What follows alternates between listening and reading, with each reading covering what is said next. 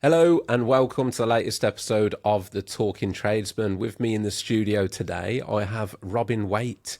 Now, Robin is a business coach and author, and he's here today to have a chat with me about all things business, business coaching, growth, and the best way to run your business.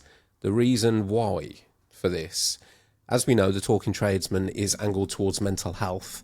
However, one of the biggest causal factors of poor mental health in the construction industry, one of the biggest triggers is actually finances and financial worry. So, perfect person to have on the podcast. Robin, thank you very much for giving up your time, mate, and let's talk. Oh, it's a pleasure. Thank you for inviting me up here. I was trying to figure out why I recognise the town that we're in, but I took my daughters on a trip up to the animal park last summer. Oh, the West Midlands Safari Park. The Safari Park. And we stopped off at the on the way back to get snacks and stuff like that for the journey home. So I was like, it's a nice memory to bring here. Good point to any future guests. We are very close. I think we're about 15 minutes from West Midlands Safari Park. So you can come and sit on a podcast and then go and see some lions. How's about that? There you go. Funnily enough, actually, on a summer night, only seems to be in the summer, but on a summer night, if from my house, because I don't live far from here and we live on a elevated position, if we sleep with the windows open, it's really weird because you can hear the lions roar faintly amazing. in the distance, which is a bit bizarre. So you're sort of like, what is that? But yeah, it's there you go, fun fact. But yeah, mate, massive thank you for giving up your time to come and have a chat. You're the best person to sort of explain who you are and what you do, so I'll pass that over to you. Yeah, no problem. So I'll give a very potted history, but I ran a marketing agency from about 2004 to 2016. Not doing anything too glamorous, but it was web design and branding. So I've been in sort of the online marketing space for quite a long period of time. 2016, I ended up selling that, and there's obviously a bit of a backstory which we're going to go into as well. And had an opportunity then just to take a bit of a breather from sort of a busy business career for that long. And I fell into coaching completely by accident. Essentially, after I'd sold the agency, I started craving grown-up conversations again after taking 3 months off. It coincided with my second daughter arriving, actually, that time off, and started networking. People got wind of my story of selling the agency and then bribed me with coffee and cake. And let's be fair, there's not a lot I won't do for coffee and cake.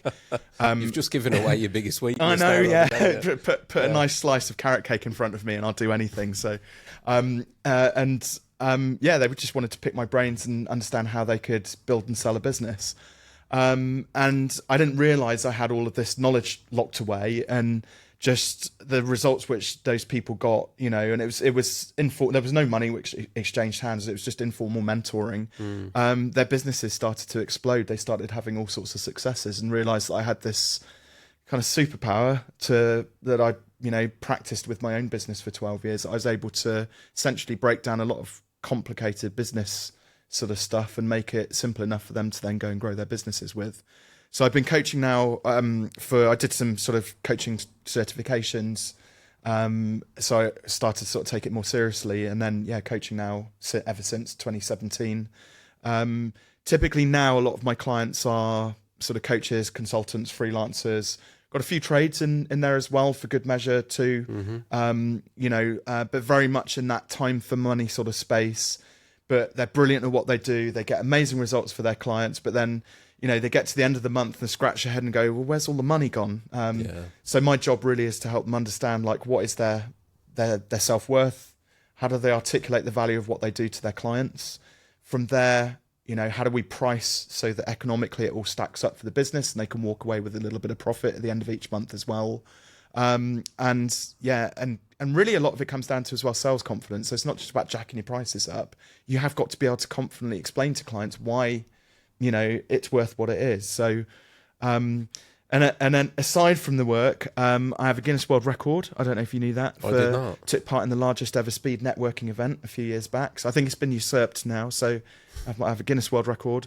I've been down a local categorised climb on my push bike at 52.5 miles an hour. And I also surf, not particularly well, but back in the day when I was taking it a bit more seriously, I've done 12-foot waves in Morocco. And almost died as well, but fantastic. So, yeah. Let's get into that story. Almost died surfing. Started surfing actually. A friend of mine was like, he desperately wanted to. I don't know why, but he turned 30, and I think he had an early midlife crisis. If this doesn't involve a shark, Rob, I'm going to be disappointed. No, sorry. Sorry about it. Should I get my coat? We'll just wrap this up Okay, now. we'll hear it anyway. No, a mate of mine just decided on his 30th birthday that he wanted to do big wave surfing. So I think we'd watched like Point Break, or something like that together on a trip down to Woolacombe. Classic. When I do the gun scene. But so he was like, so you'll join me to do that, won't you? And I was like, no, don't be ridiculous. Not stupid. And then, anyway, we ended up doing a lot of surfing together. And we did they call it a safari out in Morocco. Oh, okay. And we were out there for 10 days, just every day surfing. And gradually our guide was taking us to bigger and bigger points, basically, where we were surfing. And then, I think I was kind of lured by a bit of peer pressure for the when we hit the 10, 12 foot stuff. The University of Nottingham Surf Club, I mean, Nottingham's like, well known for being near sea. Anyway, the Uni of Nottingham Surf Club were out there. And that's 20 of them, and they were like cheering each other on. And I happened to in the lineup, ended up near them. Caught one wave nicely, and I was really proud of myself. I thought, right, I've nailed this surfing thing. Went in to get the second one, and my best mate, because we used to call each other into the waves, so you'd spot and when it's big, you kind of look out for each other. Anyway, calls me in, and then he was going, go, paddle. And then just as I was the wave was catching me, I saw his eyes go wide, and he went, no, because it just broke early, straight on top of me. And then I was under the water. It felt like a lifetime, but only, I think I counted like 4 waves whilst I was under. It was about 40 seconds. Just totally, you just have to let go, bobbing along the bottom of the sea with these massive waves and everything, sort of the current. What is that then? Does the pressure of the water hold you down? Or? Yeah, the pressure of the water. So you've got, when the waves are that big, you've also got a rip coming out as well. So combination, it's basically just like doing this on top of you, and it where you get the big waves, it kind of pushes you. So I was being pushed towards the shore, which was a good thing, and eventually I could stand up and popped up out of the water long enough to catch a breath. But so that's my thing. The only thing which did happen was because where I was leashed on, when the board went over, it pulled my ankle behind me, and imagine touching the back of your head with your heel. I can't imagine that, mate. Yeah, I literally, before we were recording, I said to Robin, I said, mate, if at any point I gasp, I've pulled my back. I was doing a really dangerous thing myself. I was walking up steps. Nothing else to it. That was it.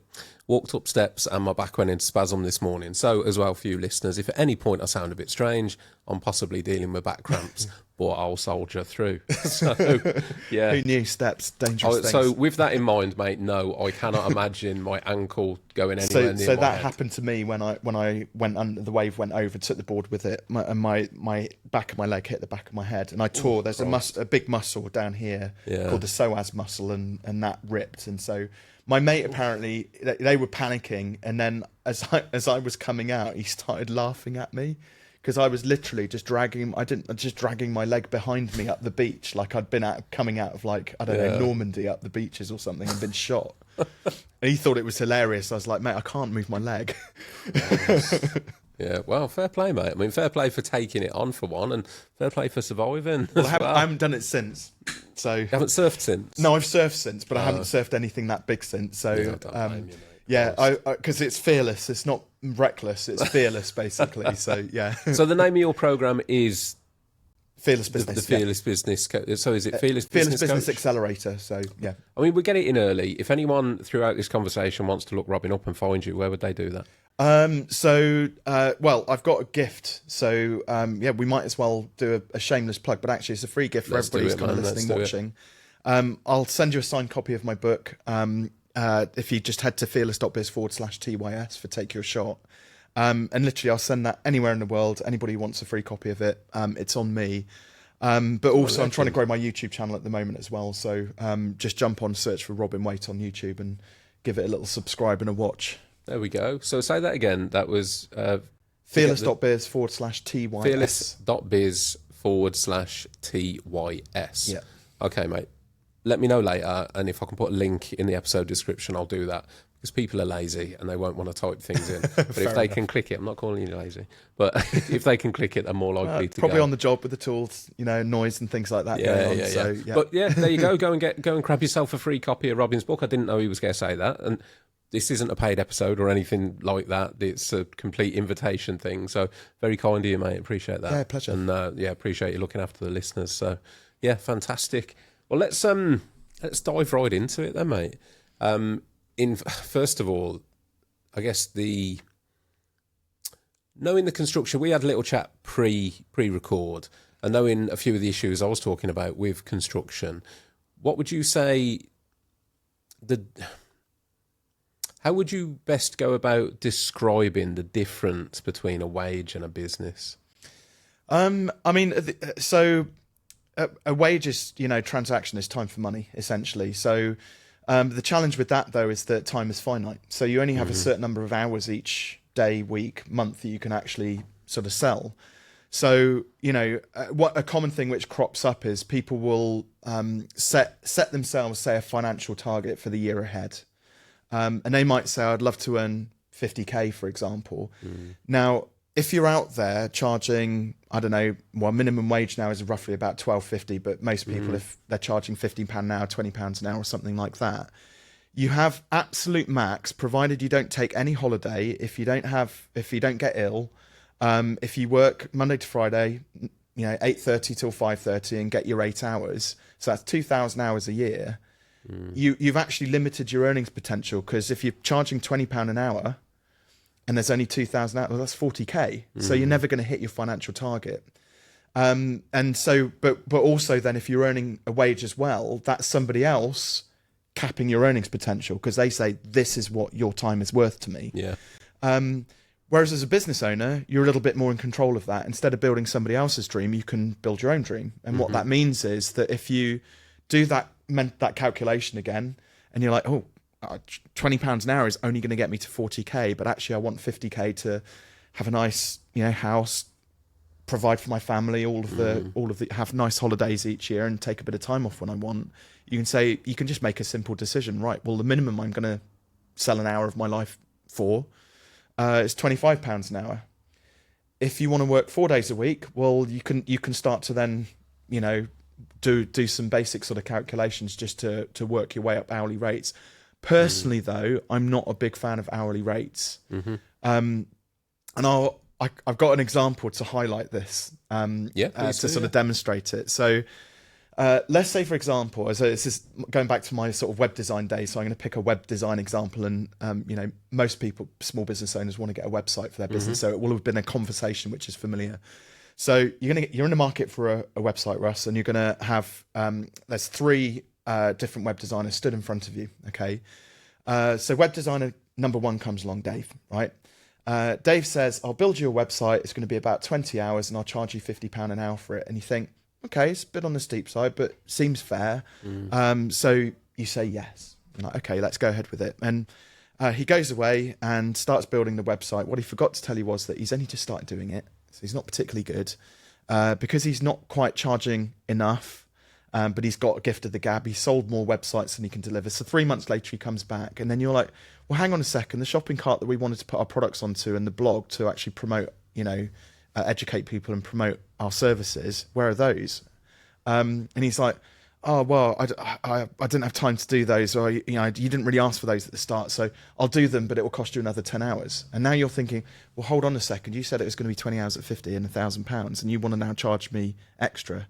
Now, Dave's an upstanding sort of guy, so he does it reluctantly for free because, he realizes that's what he agreed to do. But now you're a bit resentful because you feel like he was trying to rip you off, and he's resentful because he's not getting that extra 10 hours he thought he would get for doing the extra bits of work. So that's our first clue there, that hourly rates don't really stack up, because it just leaves people, it's very transactional. More often than not, somebody's not winning from that arrangement. Either somebody's losing out in terms of time or somebody's losing out in terms of money. It doesn't quite work. Then we've got web designer number 2. So let's call her Trisha. She's been doing websites for a long time, like 15, 20 plus years. So she's like good at what she does. She said it'll take a couple of weeks, but she doesn't know what you and I know about pricing. So she goes away, she builds the website. It's only 10 billable hours to her because she's been doing it for years. She's really good at what she does. It's fast. It's got the blog. It's got the shopping cart, nicely search engine optimized. But she charges 10 hours worth of billable time at £50 an hour. So she gets paid less than the guy who is less experienced for the honor of doing a better job, basically. So that's our second clue there. The hourly rate is not a fair way to charge, because the longer you've been doing your job for, whatever that is, whether it's a trade or any service sector business, you're going to get better at it. You're going to do it faster. You're going to be more efficient. You're going to know, I don't know if this is the right way to put it, but the tricks of the trade to make sure that the job is done to a higher quality. And so the customer has a better experience, right? So why should you get paid less just because everybody's charging in a similar way, i.e. by the hour? And then we've got our third designer, Steve, website ninja. Been doing it for years. He realizes that actually you don't need the blog or the shopping cart, but if you build a well-designed, lead landing page, which is designed to generate leads for your business. And he'll also give you a bit of advice around how to drive traffic into that so that you can maximize the amount of opportunities you're getting. And his guarantee to you basically is that he'll have this thing up and running within 72 hours. It'd be nice and simple, so you won't have to do any extra work, for the privilege of buying your website off him. But within 30 days, he'll be driving 10 to 15 highly qualified leads to your business. And you're thinking, well, the average client to me is worth potentially, I don't know, between 2 and 5k. So even if I convert, I don't know, a third of those, I'm well up. So Steve sounds like a good bet. Steve turns around and says it's 10k. However, if at the end of 30 days I'm not doing what I said I would do and you're not getting those leads, I'll refund you the 10k because I don't want to waste your time, and I'll pay you £1,000 just for the privilege of to pay you for the time which you spent in me. Which you can give to Trisha or Dave if you want to. So it's expensive, but it comes with that value proposition, that guarantee on the back end of it. It's a no-brainer at that point, in my opinion, if you can make it work. And so this is where you get into that principle of being able to, one, articulate your value. I'm going to pause there to thank this episode's sponsors, Abode Academy. Abode offer practical-based spray courses in Wiltshire and Manchester. They teach airless spraying, kitchen and furniture spraying, UPVC spraying, special effects including metal and workshop refurbishment courses. I myself have been on their airless course and I really enjoyed it. They teach in small groups, so it's a laid-back environment and very hands-on, loads of time on the sprayers. Their courses are approved by the Construction Industry Training Board, otherwise known as CITB, so you're getting good quality training. They offer full aftercare support and have their own range of spray equipment, which is top quality at affordable prices, and the aftercare they give is nothing short of amazing. If you're thinking of getting into spraying, you can check out their website at www.abodeacademy.co.uk, or you can search them up at Abode Academy on Instagram, as they post loads of helpful spraying content with tips and tricks. Thanks to the team at Abode Academy for sponsoring this episode of the podcast. Let's get back to the episode. Let's pause there quickly to thank our headline sponsors, Zinza. And in particular, take a moment to talk about their incredible product, Zinza Bin Aqua. Zinza Bin Aqua is a water-based primer, sealer, stain killer and odour blocker all in one. It has trace VOCs. You can use this product inside and outside, and it will block knots, sap streaks, water, mould stains, and more. We've used Zinza Bin Aqua in our business on many occasions, and it has never let us down. With that in mind, let's get back to the episode. It's not based on the thing which you do. It's actually based on the results or outcomes of the thing which you do. Yeah. And even then, it's the client's perceptions of those results which they get.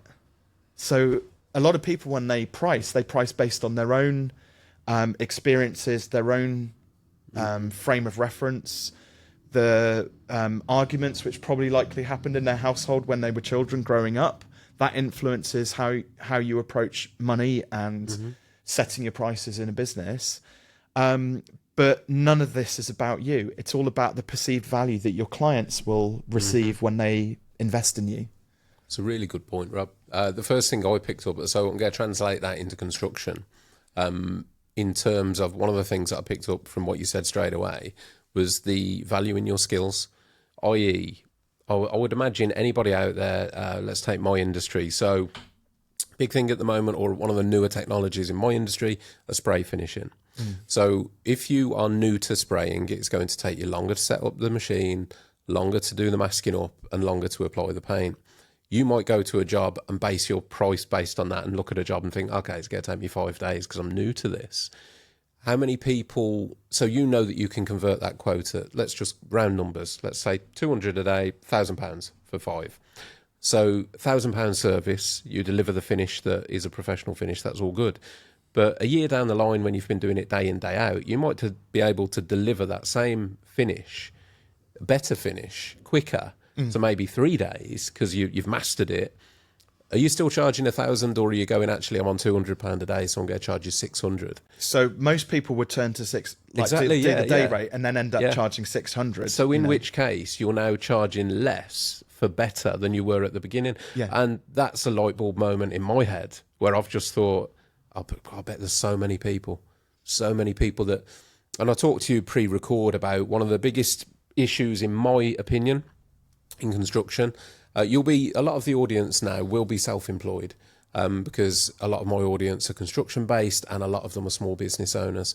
Not everyone. So, if you're not in that category, don't worry, I'm not alienating you. But there's a lot of listeners that are in that category, and there's this fascination, which I said before, on day rate, or how much you earn per day. I want to get into that with you because I think you'll be better positioned to explain the differences between wage, day rate, business profit, and those, like you said, demonstrating your value, selling your value to a customer.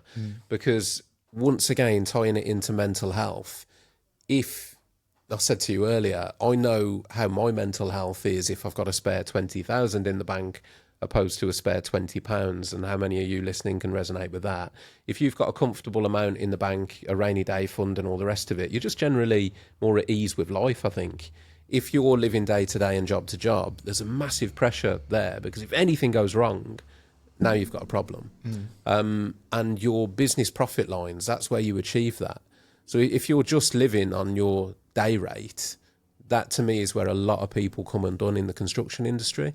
So, I mean, if we can get into that and your sort of like thoughts and recommendations, and maybe the way that you frame it might really sort of get through to people. Well, the example you've given, for example, there was like, £200 a day versus £1,000 for the job. Okay, so it ends up being the same price, irrespective. But most people, just the basic psychology of it, it's far easier to say it's just £200 a day versus this is going to be £1,000. Because it's the bigger number scares a lot of people. You were talking about watches and Rolexes, right? So that's the feeling which you get. So often when we buy stuff is a direct reflection of how we're able to sell stuff. So if you're in the market for a new watch and then you go into, I don't know, a local shop to get a Casio G-Shock for 50 quid, and you feel that's accessible, great. But then if you find yourself balking because you want to treat yourself, maybe you've had a good year, you've worked hard, you've done a great job, you want to reward yourself, and you walk into the tag shop and you want to drop 1,500 quid on it, if all of a sudden the resistance starts to build up, that's because you're more comfortable dealing in small transactions than big ones. And that's directly reflected in how most people sell. They're very afraid of just saying the big number. The other thing as well is like there's that fear of rejection. When I put the big number out there, I'm going to get some no's. And the thing is as well, like, which idiot made up the rule that the goal of business is to enroll as many clients as you possibly can do? Yeah. Right? That's not the goal in business. The goal in business is to build a sustainable, profitable business. And imagine if actually you could build a business, a dream business, where you had double the income but with half the clients. So in that case, when you've worked for 15 years and you've applied your trade and you've got really good at doing it to bring your 5-day jobs down to 3 days to a better quality, and you're charging £1,000 for the job, not for your time, and then you can go and enjoy the other 2 days doing whatever you choose to do with it. I think that's an important balance to highlight. Yeah. I mean, we're going to talk a lot about money, but to caveat it, one of the things when I did coaching myself, I used to say to people, however you want to see this, it's whatever you see that you're trying to achieve. Are you trying to achieve more money, or are you trying to achieve more time? Because both can be achieved by running a business effectively. And one of the points that I tried to make is if you were to go out there and earn 50% more, that actually means you can, if you wish, you can do 50% less work for the same money. No, the maths don't math there. Okay. Okay. So a lot of people, so we'll break the numbers down even more simply than that. So a lot of people believe you increase your prices by 5%. Well, you need 5% fewer clients to make the same money. It doesn't work like that. So you have your revenue, your money which comes in, so the total amount of money your business makes. Yeah. Then you have your cost of sales and your overheads. So, you know, that's the money which is going out of your business to service those clients you've got to serve. And then you take the money in and the money out, and then you're left with your net profit. But what happens is, as the money gets eaten away by your expenses, there's a bit of a compounding effect which happens. So I didn't do the numbers on this. It was actually the Chartered Institute of Management Accountants did a grid where they worked out that actually a 5% increase in prices, you would need 14% fewer clients to get the same net profit because of this compounding effect which happens. Because of your outgoings and expenses being different. Just get eaten up in a different way. So Okay. think of it this way. If you add 5% onto your prices, and it doesn't cost you any more to deliver so Yeah. let's say, for example, I'm going to round the numbers just for the sake of it's late in the day, getting late in the day now. I've had a long couple of days as well. Let's go with everyone loves round numbers. So let's say it's £100,000, but your business is doing £10,000 of net profit. Yeah. Okay, so £90,000 worth of costs and salaries and everything else in that. You increase your prices by just 5%. So now we're doing £105,000. You made 5k extra revenue. Doesn't cost you anymore. That 5k falls straight to the bottom line. It's actually increased your net profit by 50%. Yeah, I understand what you're saying. Yeah. So that's why there's this compounding effect. Yeah. And then when you go to 10%, and all of a sudden the number jumps to 22% fewer clients. By the time you've got to 25%, you can work with far less clients and make significantly more money. And it goes the same with discounting. So if you discount by 5%, you need to numbers are slightly different here depending on which way up you go, whether you're discounting or charging more. But when you discount, it's something like 11% more. By the time you've got to a 25% discount, you've got to basically service double the number of clients to make the same net profit. Imagine that, working doubly hard to make the same amount of money. So competing on price effectively is what all that is actually a discount. You know, if you're competing on price, it's a race to the bottom, and you think the way to win clients is to be the cheapest in the market. Basically, you've just massively discounted yourself, and you're going to have to work twice as hard as all of your other peers who are doing the same job for more money. I think it's probably one of the biggest issues for new businesses. There's that misconception that that's what you have to do. Yeah. Is I have to come into this new marketplace and be the cheapest to get the work. But like you say, you're setting yourself up for such a big fall. And it might be quite easy for somebody such as myself. My business has been established for nearly 25 years, that I can have that sort of confidence to go, I'm not competing there.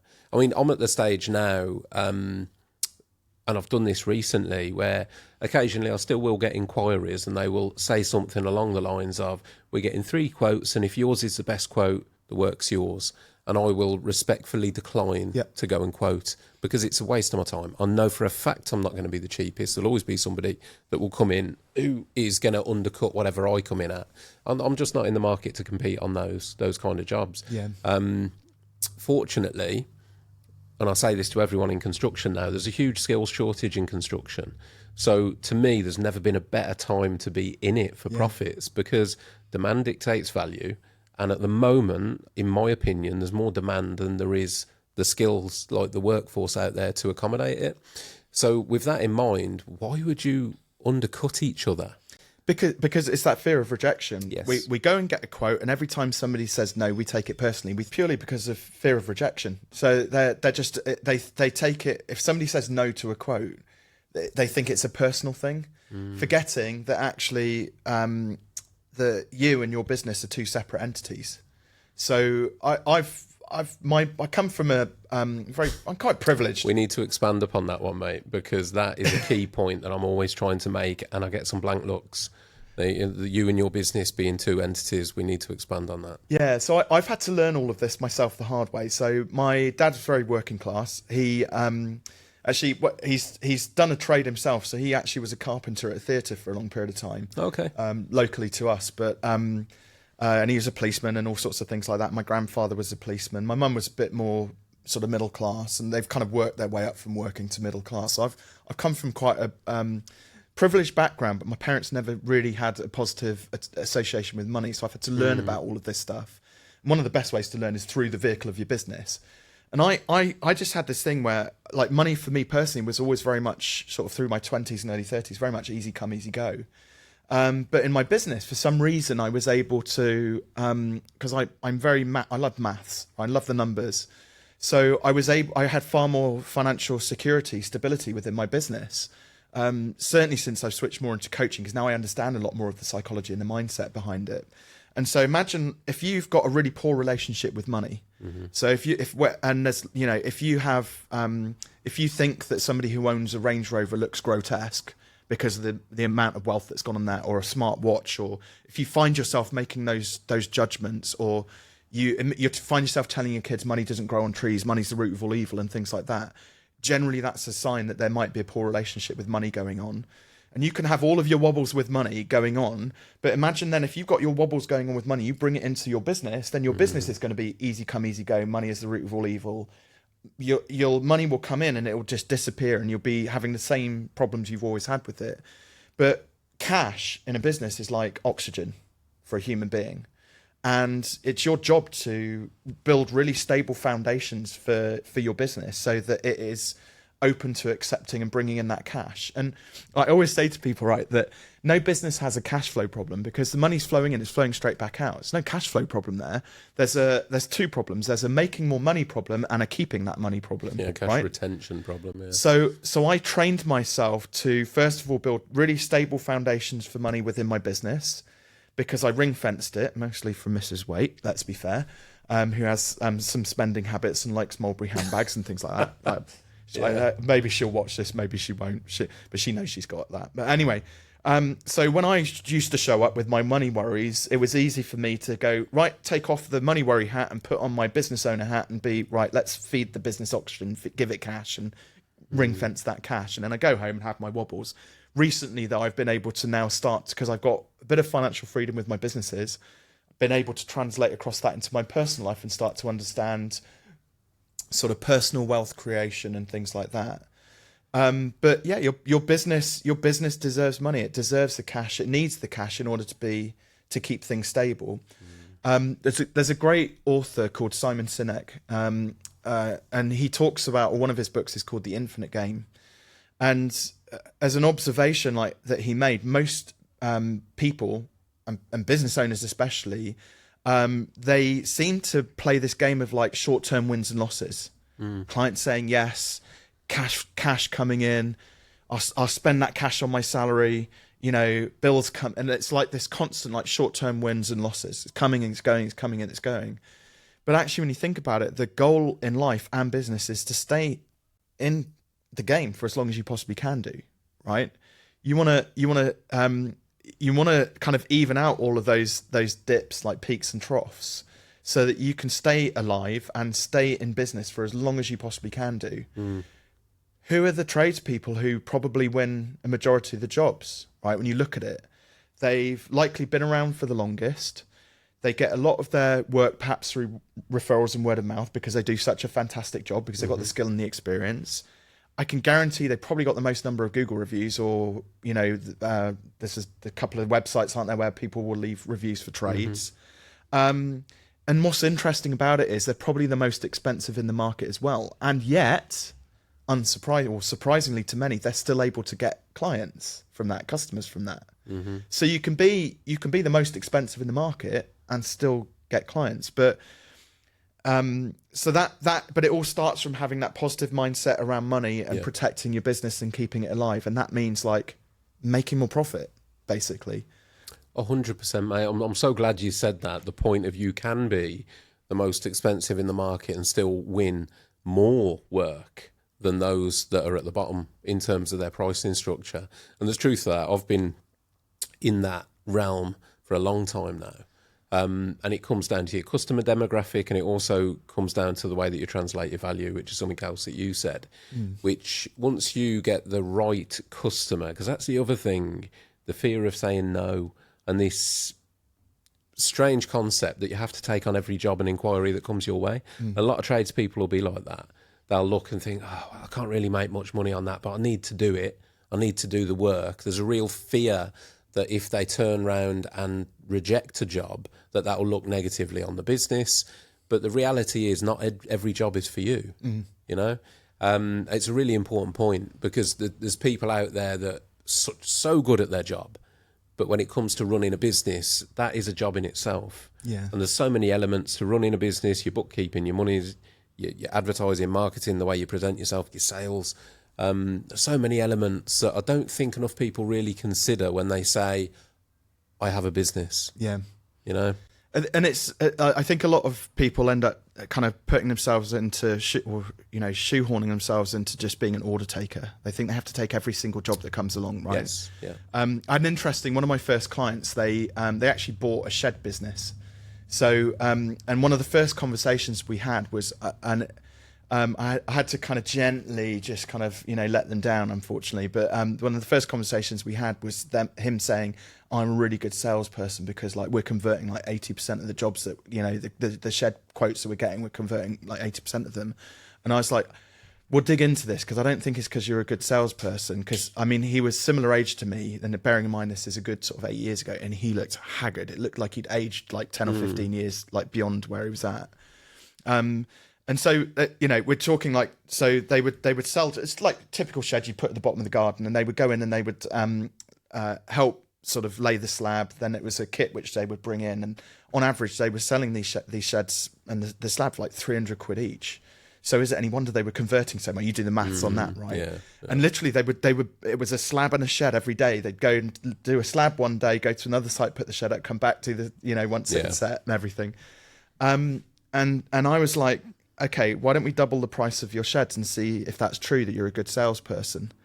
Oh, well, no, because nobody will buy that. It's like, well, there you go. You've just proved my point. You're not actually a good salesperson. You're just trying to get as many orders as you possibly can do.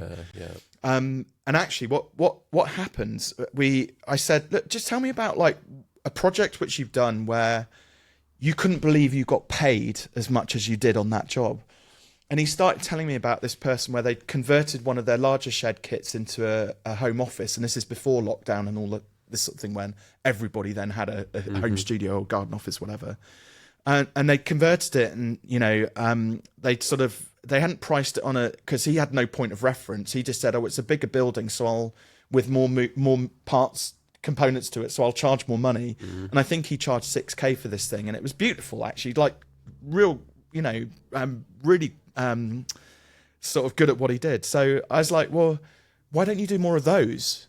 Because like the profit probably that you made, so it's like 6K, that's 20 sheds. Yeah, right, you could do one of those a month and not have to do any of the other stuff. And I kid you not, I laughed when he said this. It's probably a bit rude. I've kind of calmed down a little bit as a coach now. I'm a little bit more empathetic with people, but but he said, well, we bought a shed business. So he pigeonholed himself into, because they bought a shed business, they could just sell sheds, and that's all they did. He didn't believe that he could actually deliver this other. So basically, it's just something called imposter syndrome. Yeah. So he didn't believe that he was good enough to be selling these bigger, better products, the home offices. And so what we did is I said, well, look, why don't we experiment with this? Like, and I have bets with clients essentially to kind of help motivate them to actually listen to me sometimes. So I said, look, why don't we try it my way, focusing on these home studios for the next 60 days. And I said, if we don't sell one, I'll buy one off you, and I'll be your first customer for one of these, because I wanted one. And we shook on it. And I said, but there's a couple of caveats. I said, and don't know what you call it, but it wasn't like a showroom because it was outside. But they set up this area with like about a dozen sheds set up, all different sorts of sizes and stuff like that. And so I said, can I spend a day with you at your what do you call it? What's the word I'm looking for? Yard? Like a demonstration yard where they just showed the shed basically. So a show yard, I don't know what you call it. So somebody can comment now and actually tell us like what it is. The area. Show area. Yeah. So I said, look, can I spend some time with you hanging out there? And when customers come in, I just want to go and speak to them and this, that, and the other. And this couple walked up, and I went up and introduced myself, and I just said, I'm just work experience just here for this week. What is it you're looking for? And they said, oh well, we came here looking for a home office, but these just look like sheds. And I said, oh, describe what sort of thing you're after. And they kind of said, oh, nice cedar cladding with bifold doors on it that our neighbours come round and they say, oh god, that looks beautiful, that's really nice, but these are just sheds. I said, well, hang fire a second, because we do actually do home studios. We actually build them to custom order. Would you like me to talk you through some of the options? And so I just loosely, with my noddy knowledge, went through sort of different sizes, different sort of finishes and things like that. And I ended up taking a deposit for one. And what I did after that was I went back in, and so the guy that I was working with went into his office and I said, right, we're knocking down 3 sheds. And he was like, what the fuck? Why? And I was like, because I've sold a home office, but people can't see it here. So the clue was in what the guy said. They said, we want a home office, but all we see is sheds. So I was like, we've got to build one here that we can then show people. So we spent the next 2 weeks demolishing 3 sheds, but starting to build up one of these things. And before we'd even finished it, we had 3 more deposits in for home studios. We got to a point where they were not just charging 6k for those, but because they were really high standard, we were charging anywhere between about 15k up to 30k for these things. And the profit was just crazy. And they got to a point where they were selling a couple of those a month. And I said, right, we should scale now. And he actually said no to me. He didn't want to grow the business anymore. He said, because what we've got now, they had 2 young kids like me, and they were just like, what we've got now is the dream business. We do 2 of these. I've got enough skin in the game now where I can pay a team of people. I can do the quotes. My team can build them.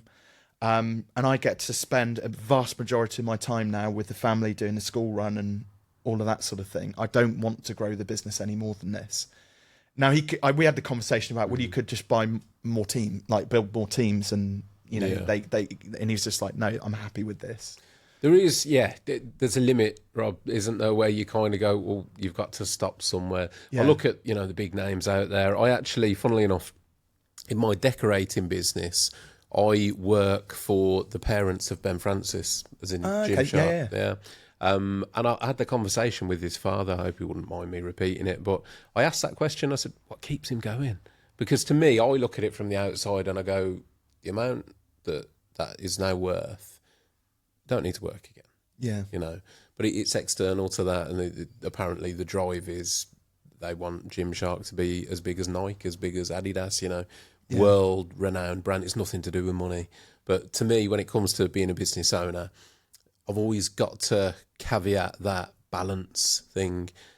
When is enough enough? Yeah. And it's knowing, I think that's the other thing really, touching on the mental health side of things, is knowing what you really want. Because it's very easy to get caught in the trap of more, bigger, bigger, more, bigger, bigger. Because I had this conversation when I was doing a bit of coaching myself, and it was like, what are you trying to achieve with your business? Where do you want to be? And you'd get the answer back, it'd be like, wow, I want to grow the business and I want to have a team of people working and I don't want to be on the tools anymore. And I guarantee so many people listening will have said that before. But then it's the vision of how to get there. And actually, is that really what you want? Do you really want to? And I've played both sides. I've been contract manager. I've been shirt and trousers. And I found out myself it wasn't really what I wanted. Doing that management role, because then you go from being a tradesperson, and maybe there's some people out there that, I don't know, let's pick a trade, carpenters absolutely love working with wood, they love working with their hands, they don't want to be in an office, and that's how they start, and they build this incredible business through their exceptional talent, and then they get more and more orders, so they take people on, and then they take more people on, and then eventually they find that they now have an office job, that they're now managing the business, and actually they never wanted to do that. Yeah. They wanted to be the man working with their hands. What have you experienced that? Not me personally, but it's something which I mean, look, at the end of the day, like most people, like even when they're setting their prices, and even if it's like an hourly rate type price, they'll look at the 200 hours they've got in a month, for example, 160 hours they've got in a month, and then that's what they work out their financial goals based on. That they do all of the money they earn, they're like on the job the whole time. But actually, the reality is you've got to do marketing, you've got to do sales, you've got to do your finances and accounts, you've got to do. Kids get ill, or you've got to go and pick them up early from school, or whatever it might be, and then you get ill, or you've got to take holidays. So actually, most people, when they are, I don't know how common this will be in trades, but they probably actually maybe work 3 days a week, 4 days a week, actual billable time, if you're on like hourly rate type stuff. Unfortunately, mate, with the construction, one of the other major issues with construction is burnout. So what you'll find a lot of people do is they don't do that. They do 5 days, billable time. They do 8 to 10 hours a day, then have to find then the go time. home and do the, Yes. right, I see. So yeah. what they don't, again, one of the realizations that a lot of small business owners don't really understand is and I used to fall into this trap, I'm not standing and judging. I've been there, I've learned from my mistakes, is that getting up, going to work, coming home, you feel like, okay, I've finished work now. Yeah. But then you've got to do the admin, the quotes are going out, and they don't really consider that in their working day.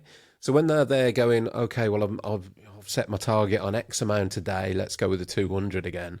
I've worked an 8-hour day, that doesn't work out too bad. They don't count well, actually, they didn't finish work at 4:30. They then went to quote at Mrs. Smith's. Then they went home and had to open the laptop, write up that quote. Then they had to do the invoice for the last couple of jobs they've been doing. And actually, by the time they closed the laptop, it was 9:30. But they see it as I finished work at 4:30. No, you did an extra 5 hours. Well, here's an interesting thing. So, first of all, imagine if you, whoever is listening to this at home, never had to write a single quote ever again. Wouldn't that be a dream, right? And there's a really simple formula for this. Just up your customer service by about 20%. Because even that small improvement of how you speak to people and deal with people is enough to put you ahead of the vast majority of your competitors out there. So a very simple example of this. So this is me now speaking as a customer trying to hire an electrician. We must have called, between us, me and my wife, 10 different electricians. 2 of them came back to us. Yeah. Okay. Only 1 out of those 2 picked it up, picked up the phone, greeted us with a night. Clearly, you could tell from his intonation on the phone call that he was smiling as he was speaking to us, like he was happy. And when he came out, he gave us a price there and then. Wasn't pressure selling or anything like that, but he was like, I prefer not to do quotes, because he said, I've spent years doing quotes. And then all that happens is I spend an hour or 2 hours per writing up a quote, and then the vast majority of people ghost me and they never come back to me. He said, so what I would rather do is I'll give you a range now for the work. I can see what we need to do here. And if you feel that's far too out of whack, he said, we know now straight away that probably I'm not the best fit. And so, it wasn't a big job. It was only for doing some security lights outside. We had a couple of new cameras as well that we wanted to get fitted. And then we had a new garage built. So it was kind of like, for context, like wiring in the garage. I did the first fix of it because I like electrics. I renovated a cottage, my first house, like 15 years ago. Okay. And I had an electrician friend of mine actually sort of tell me how to do it and walk me through the process. So I did it up to first fix, and he said to do the consumer unit and everything else, he would need to do that to sign it off. And he went, it's probably going to be somewhere between about £800 and £1,500. And that's a broad range, right? Yeah, that's nearly 100% markup between the bottom and top figure. Yeah. And I just went, do you know what? That sounds fair. But it was more because he'd shown up with a smile, was upfront and honest with us. Yeah. I then said, okay, that sounds cool. When can you book us in? He gets his phone out. He gives us a date. He warns us. He reminds us a few days before that date's coming up. Oh, I'm coming. I'll be here at 8 o'clock. You know, this is what I need you to do in advance to make sure everything's ready for when I come out.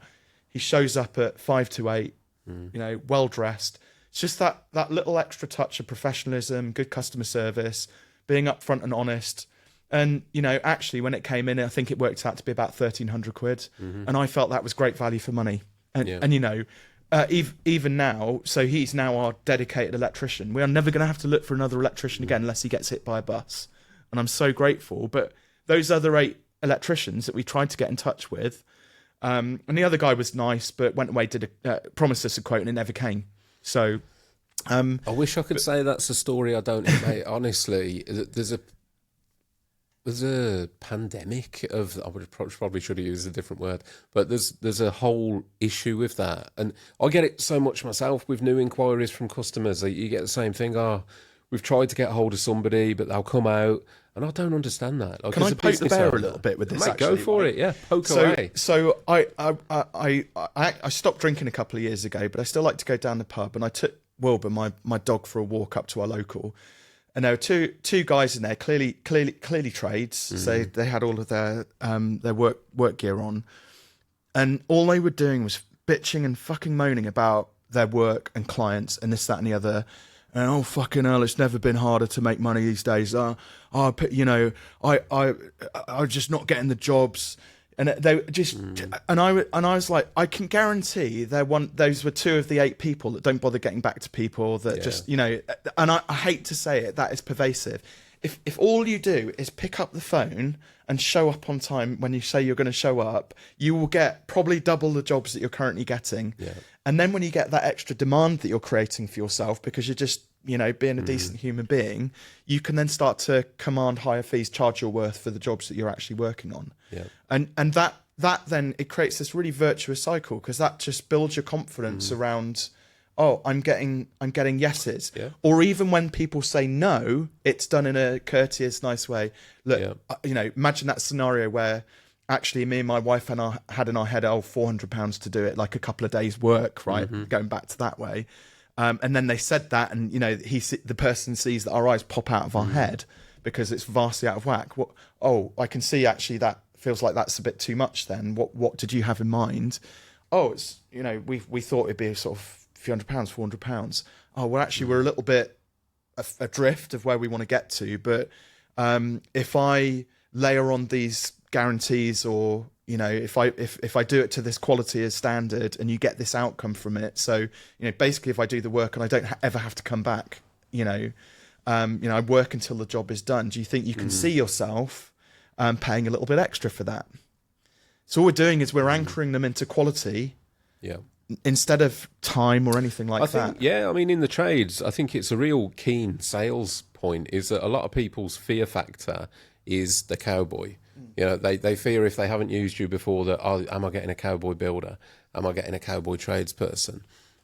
So locking into that as a sales point, the value, the guarantee, is a real strong sales tactic. And again, to pick up on something else you said about the chap that came out and said to you, gave you the ballpark, that is, I said to you pre-record, it's a tactic. I never used to do that, but I do now. I think because of the rise in inquiries through things like social media, you do get people that are just looking to sound you out or waste your time. You have to be so careful around your time. Me personally, in my business, it's tailored to high-end domestic, and I've always said that we cover the West Midlands, which is a big area. I don't want to travel an hour. I've kind of said an hour out, hour back is my max, but I don't want to travel an hour out, hour back, plus quote, plus all the rest of it. If I go to one of those jobs, it's probably 4 hours of my time, realistically, there, back, on the quote, talking through whatever it might be. You know, us personally, in my business, we get a lot of whole houses, so it's not like a 5-minute quote. It's not like, oh, here's a lounge, off you go. It's normally like this room to that room to this room to that room, specialist finishes, and you talk through with the customer how that works, what it's going to entail. So they can be quite in-depth. Yep. Then you've got to write it all up. I don't want to give away 4 hours of my time on a free quote without some kind of guarantee that I'm at least 70, 80% of the way there. Yeah. So that's what I do. I will tend to get a broad description of the work, and offer that, I'll say, look, I will give you a ballpark figure. If that figure sounds like something that's roughly what you're expecting, I will then come out and give you a detailed quote. Yeah. And then at that point, we can break down. And sometimes, mate, I mean, I can go ballpark, give out a figure of around about £1,000. When you turn up, it's not what you expected. But then you can talk the client through. Actually, this is going to take a bit more. I've noticed a problem there, blah, blah, blah. And I've won jobs that way. Yeah. But just by going out and identifying things that somebody else has not picked up on, and working through, look, I've noticed that you've got this issue. It's going to take a specialist coating. That's going to be extra. That wasn't really accounted for. Oh, the last person didn't notice that. Automatically, you've won their trust. Yeah. And you're telling them that your gear costs more at the same time. It's like you said, it's playing into psychology. Yeah. And how important psychology and that relationship and trust between you and the client.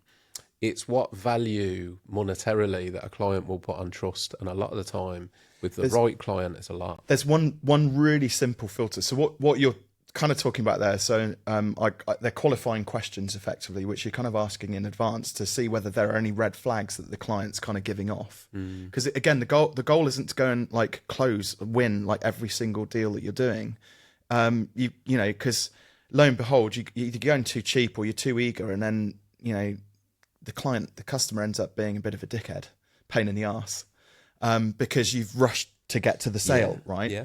So the one simplest filter that you can possibly do, because the most common question you're gonna get asked when somebody wants a trade to come in and do something is how much, right?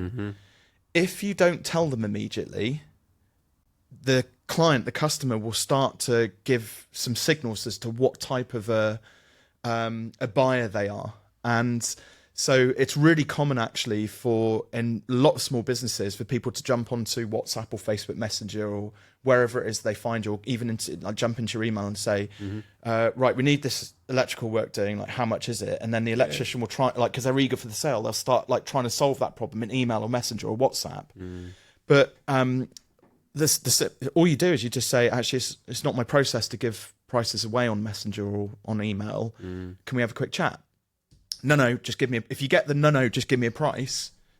Not for me. Not for me, thanks. That's not like the beauty parade you talked about, like where somebody's getting 3 quotes. You know, just going through the motions. Do you know what? Go and speak to those 3 people. If you speak to those 3 people and you feel they're not for you, I'm happy to have a conversation. But that's not the game that I play, if that's okay. You know, and then, yeah, again, true to your word, pick up the phone, speak to the customer for like 10 or 15 minutes. That's all you need. Just ask a few pointy questions. Have you spoken to anybody else about this? Have you tried solving this problem before? Because again, if they've burned through several trades before they've got you, red flag. Yeah. So there's all these signals, but by slowing the process down and not rushing to the sale and like being too eager to give the price away and win it, you can actually learn a lot about the types of customers that you would prefer to work with. You know, you've talked off air about like some of the higher end clients now that you get to work with because of your experience and things like that. And I bet you kind of jump out of bed in the morning to go and work for those clients now. Not entirely, because a lot of the time, they're decent people, because you've taken the time to build that trust up, ask them those pointy questions, say no to the customer or prospects that aren't best fit. And so your work is just that much more enjoyable. Definitely. And look, I'll speak openly. It's also a lot more enjoyable when you're making good money. When you turn up on jobs, and listen, don't get me wrong, I don't get it right 100% of the time. In fact, even recently, I broke some of my own cardinal rules working for a friend, best case scenario quoting, this, that, and the other, and got to a point where I basically made no money. Glad it happened with a friend, if anyone. It's one of those, but it shouldn't have happened. But anyway, so I'm not perfect with it, but God, yeah, like obviously getting out of bed knowing that you're being well valued, that you're going to do a quality job for a quality customer and you're getting paid your worth. Of course, you're far happier than getting out of bed thinking, Christ, I've got to get this job done in 4 days to make it pay. It's probably 5 days worth of work. I'm going to have to put long days in. Then I've got quotes Tuesday night and Thursday night. Then I've got this, then I've got that. It's just the pressure. And taking a step back, one of the old adages, isn't it, is it's hard to work on a business when you're always working in the business. And I think that's why sometimes somebody external like yourself, a business coach, can be great. I mean, How much value do you see, as a question, an open invitation to promote yourself here, Rob? But how much value do you see in utilising things like a business coach as a business owner? Oh, 100%. Like some of the best investments the best investments I've ever made have been in coaches and mentors. I struggled in my agency for probably the best part of 8 out of those 12 years because I was slightly cocky as a 20-something-year-old, came out of uni, I thought, right, I'm done with books now, so I don't need to read anymore. And kind of, I am a smart guy, but I was a bit cocky with it. And so, and it just felt like hard work, like grinding it out all the time. And then a friend of mine just recommended a book to me. And that book led to the second audio book, which I ever downloaded off. So the first book was a book called Built to Sell, which was about, it was actually about in the agency world. So it was linked to my business. But the next book was from a guy called Daniel Priestley, who, brilliant entrepreneur. He's been on some incredible podcasts recently. So he's guested on Diary of a CEO 4 times in the last 2 or 3 months.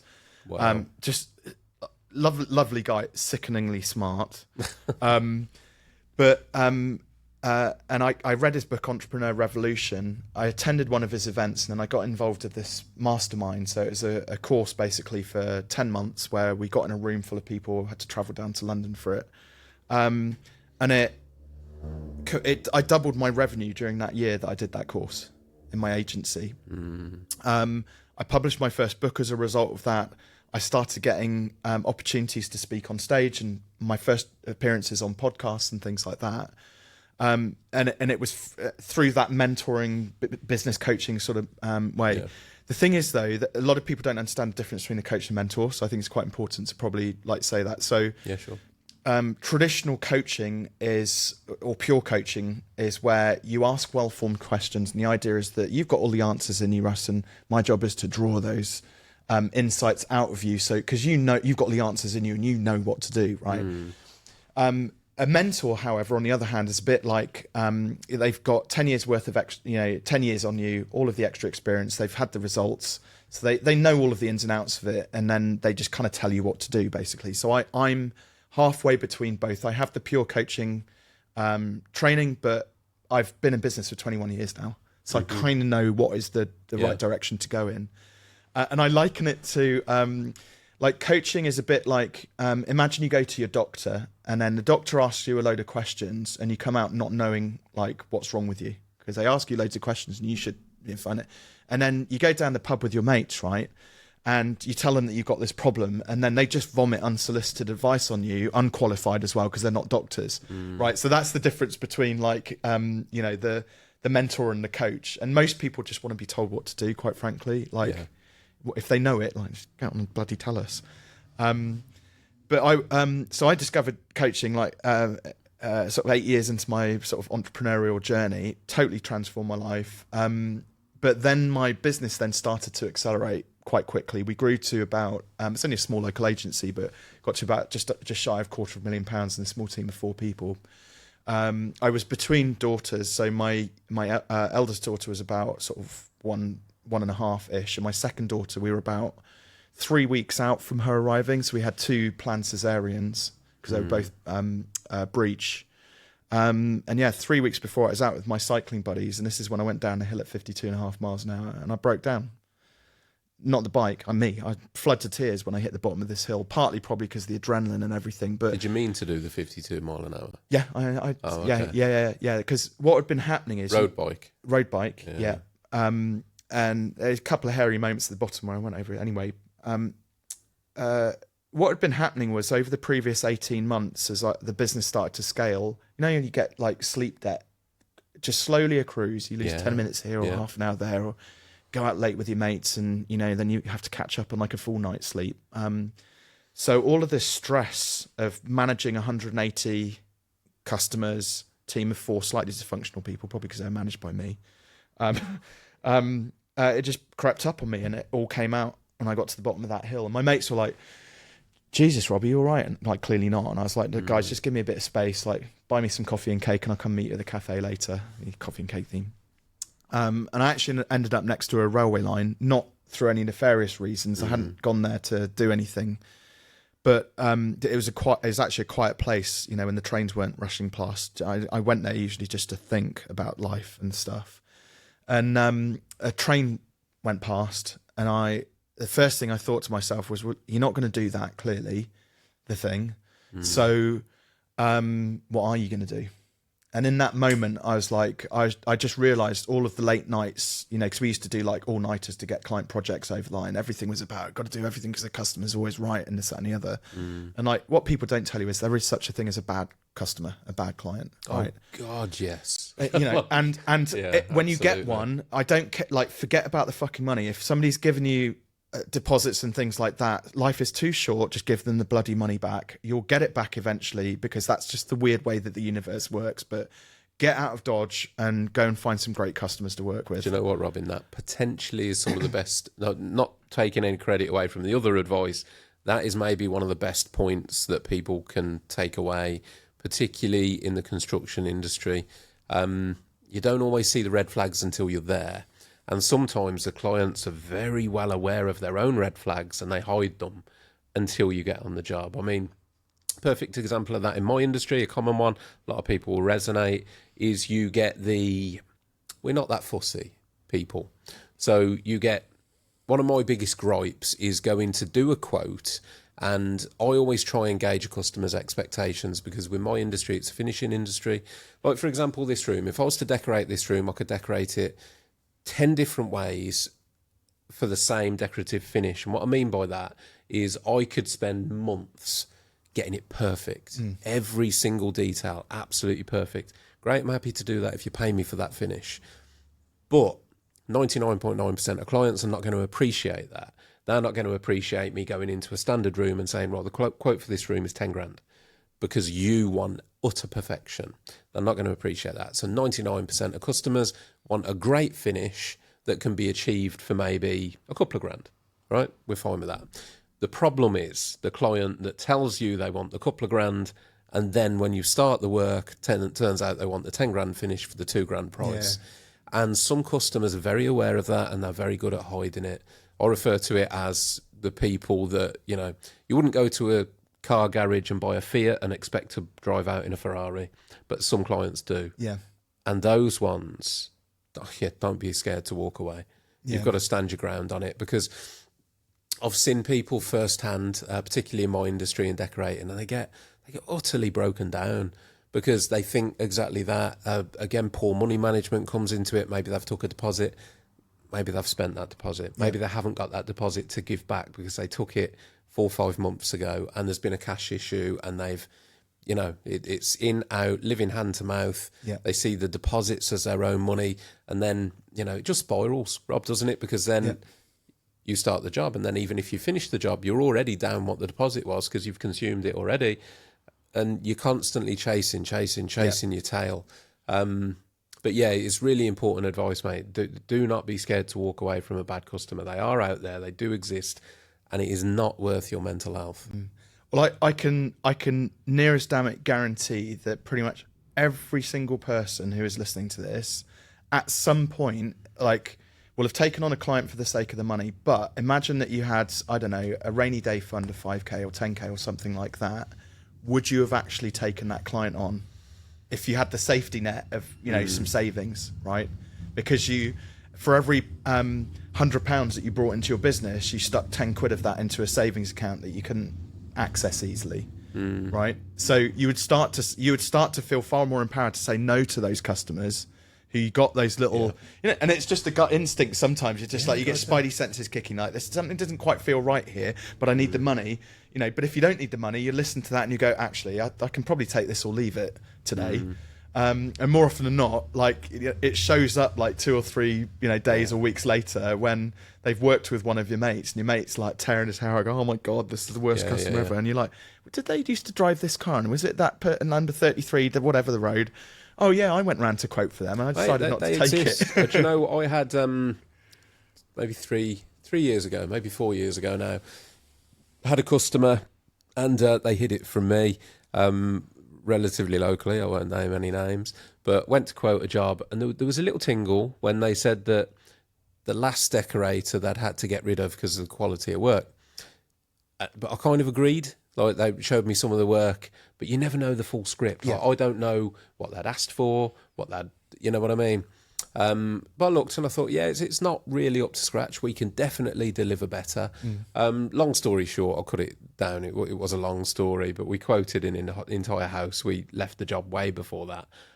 Turns out I was the 7th decorator, the 7th. There was some major issues with this customer. I mean, just to highlight how bad it was, I got snagged on we decorated the master bedroom, and the customer rung me up maybe 3 days afterwards. We'd vastly improved on the finish. We'd spent 2 days just sanding to get rid of the previous finish, reapplied the finish. It was all great. Like, it looked great. Customer initially, yeah, fantastic. So happy with the work. Thank you very much. Paid, no problem. Went away. 3 days later, Russ, we've been in the room a bit now, and we have noticed some defects. Do you mind coming back and snagging? I'm like, no, of course. You know, nobody's perfect. You know, maybe there's something I missed. Maybe there's a little run somewhere or something. Anyway, went back, and the first thing the customer said was, "You're going to think I'm crazy." I'm like, well, this isn't off to a great start, is it? And then I was told that there's a defect in the ceiling, but you can't actually see it.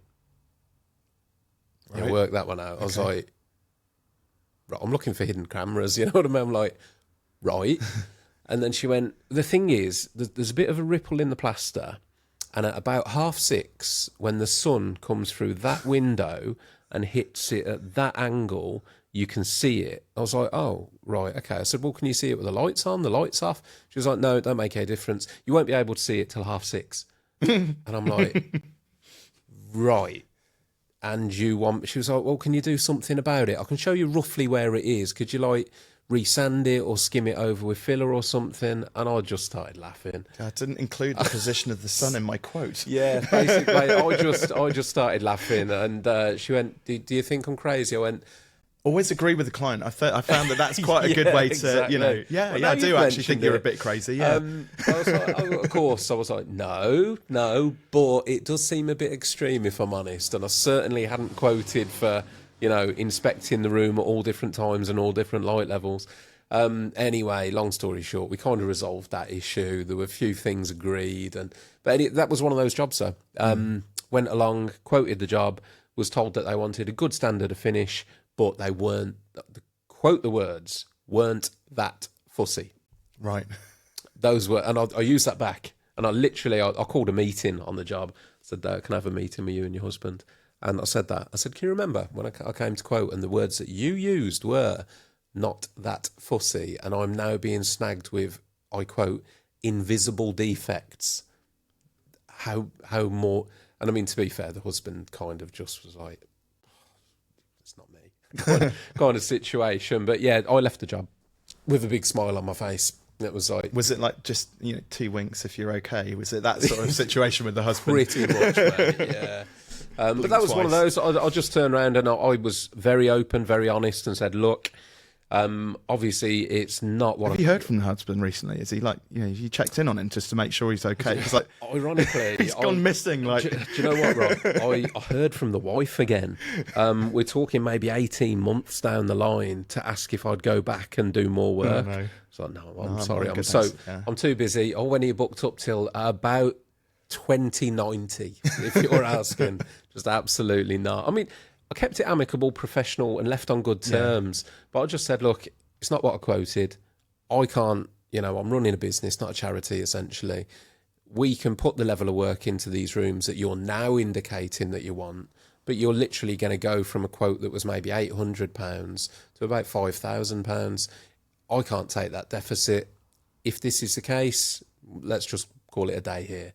And that was what happened. And they were like, oh, no. I was like, no, look, okay, I'm going to make the decision now. Yeah. We're done. So yeah, I think a lot of people lack the confidence to be able to kind of walk away from jobs. And I think ultimately, and the maths behind it is actually like really straightforward as well. The only caveat to it is that you do have to be quite patient when you're building up that rainy day fund.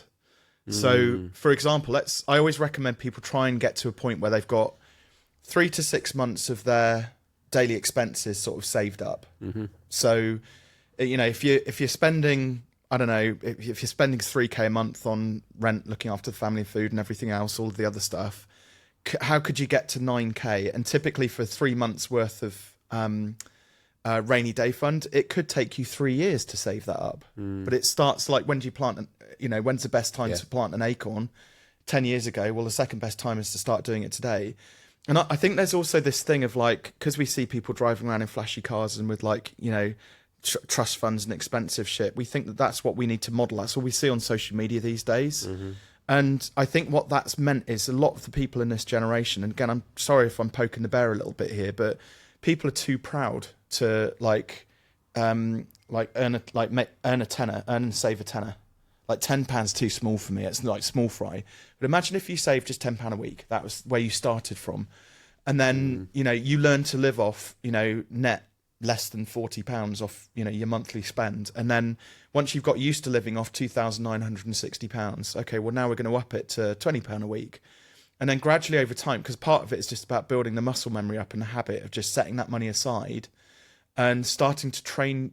Well, even if you were like an easy come, easy go type of character with your money, it might be that is always a part of your character. But what we do is we build habits that stack on top of that.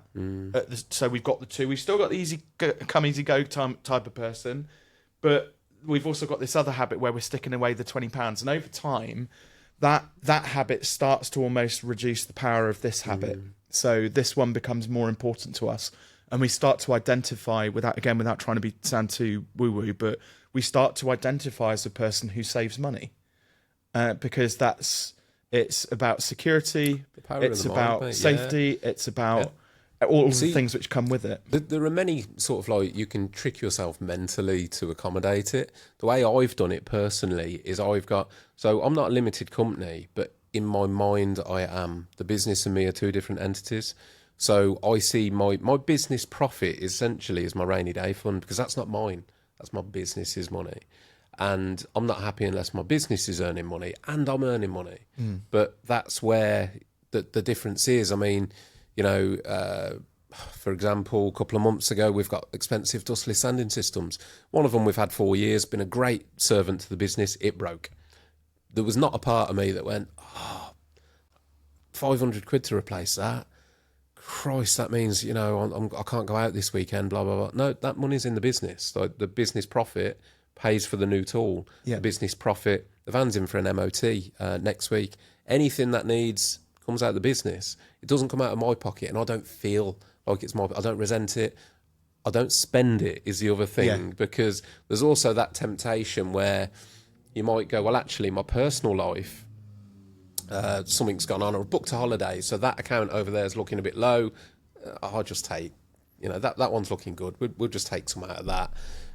But then something goes wrong over there, and like say the van could fail its MOT, it could need a couple of grand spent. Worse still, how many people have got bank accounts, their personal bank accounts, which they put all their business money into? They only have that one account. So how can you manage like your business finances and 100%. those two separate entities? So I always recommend to people, first of all, always have a separate business account for a start. Great advice. And then within the business account, so I use Starling, and I'm not sure if Monzo and some of the other online ones do this. I've got 3 different business accounts on Monzo. You can have spaces set up within it. So you can have, with Monzo, I'm a great advocate for them, really. I've got various, so my personal accounts, not even with them, because I think it's too easy to confuse the two. Yeah. So like me personally, my personal account's with a totally different bank, and then I've got 3 different business accounts, one for the podcast actually, all with Monzo, different things, and then within the account you can split it into different pots. Yeah. So you've got your tax, you've got whatever it might be. Maybe if you're saving, like I don't know, say I wanted to save for a new camera, I could set a new camera pot. You know. And I think that's a great tool for money management. 100%. And you can, and then you can set some rules around it. So you're going to have to pay some tax at the end of the year, right? Mm-hmm. So set aside 20% of 2p in every 10p that comes in. You set that aside into one of those pots and make it an automated habit, so that's what happens. Well, I was going to say, I don't know about Starling, but I know with Monzo you can do that. So you can set it so anything that comes in, whatever percentage that is, 10%, 5%, 20%, gets put into whatever pot you angle it, so which is great for tax. Yeah, that's it. So for me, for example, I'm limited. I'm VAT registered, so I have my corporation tax.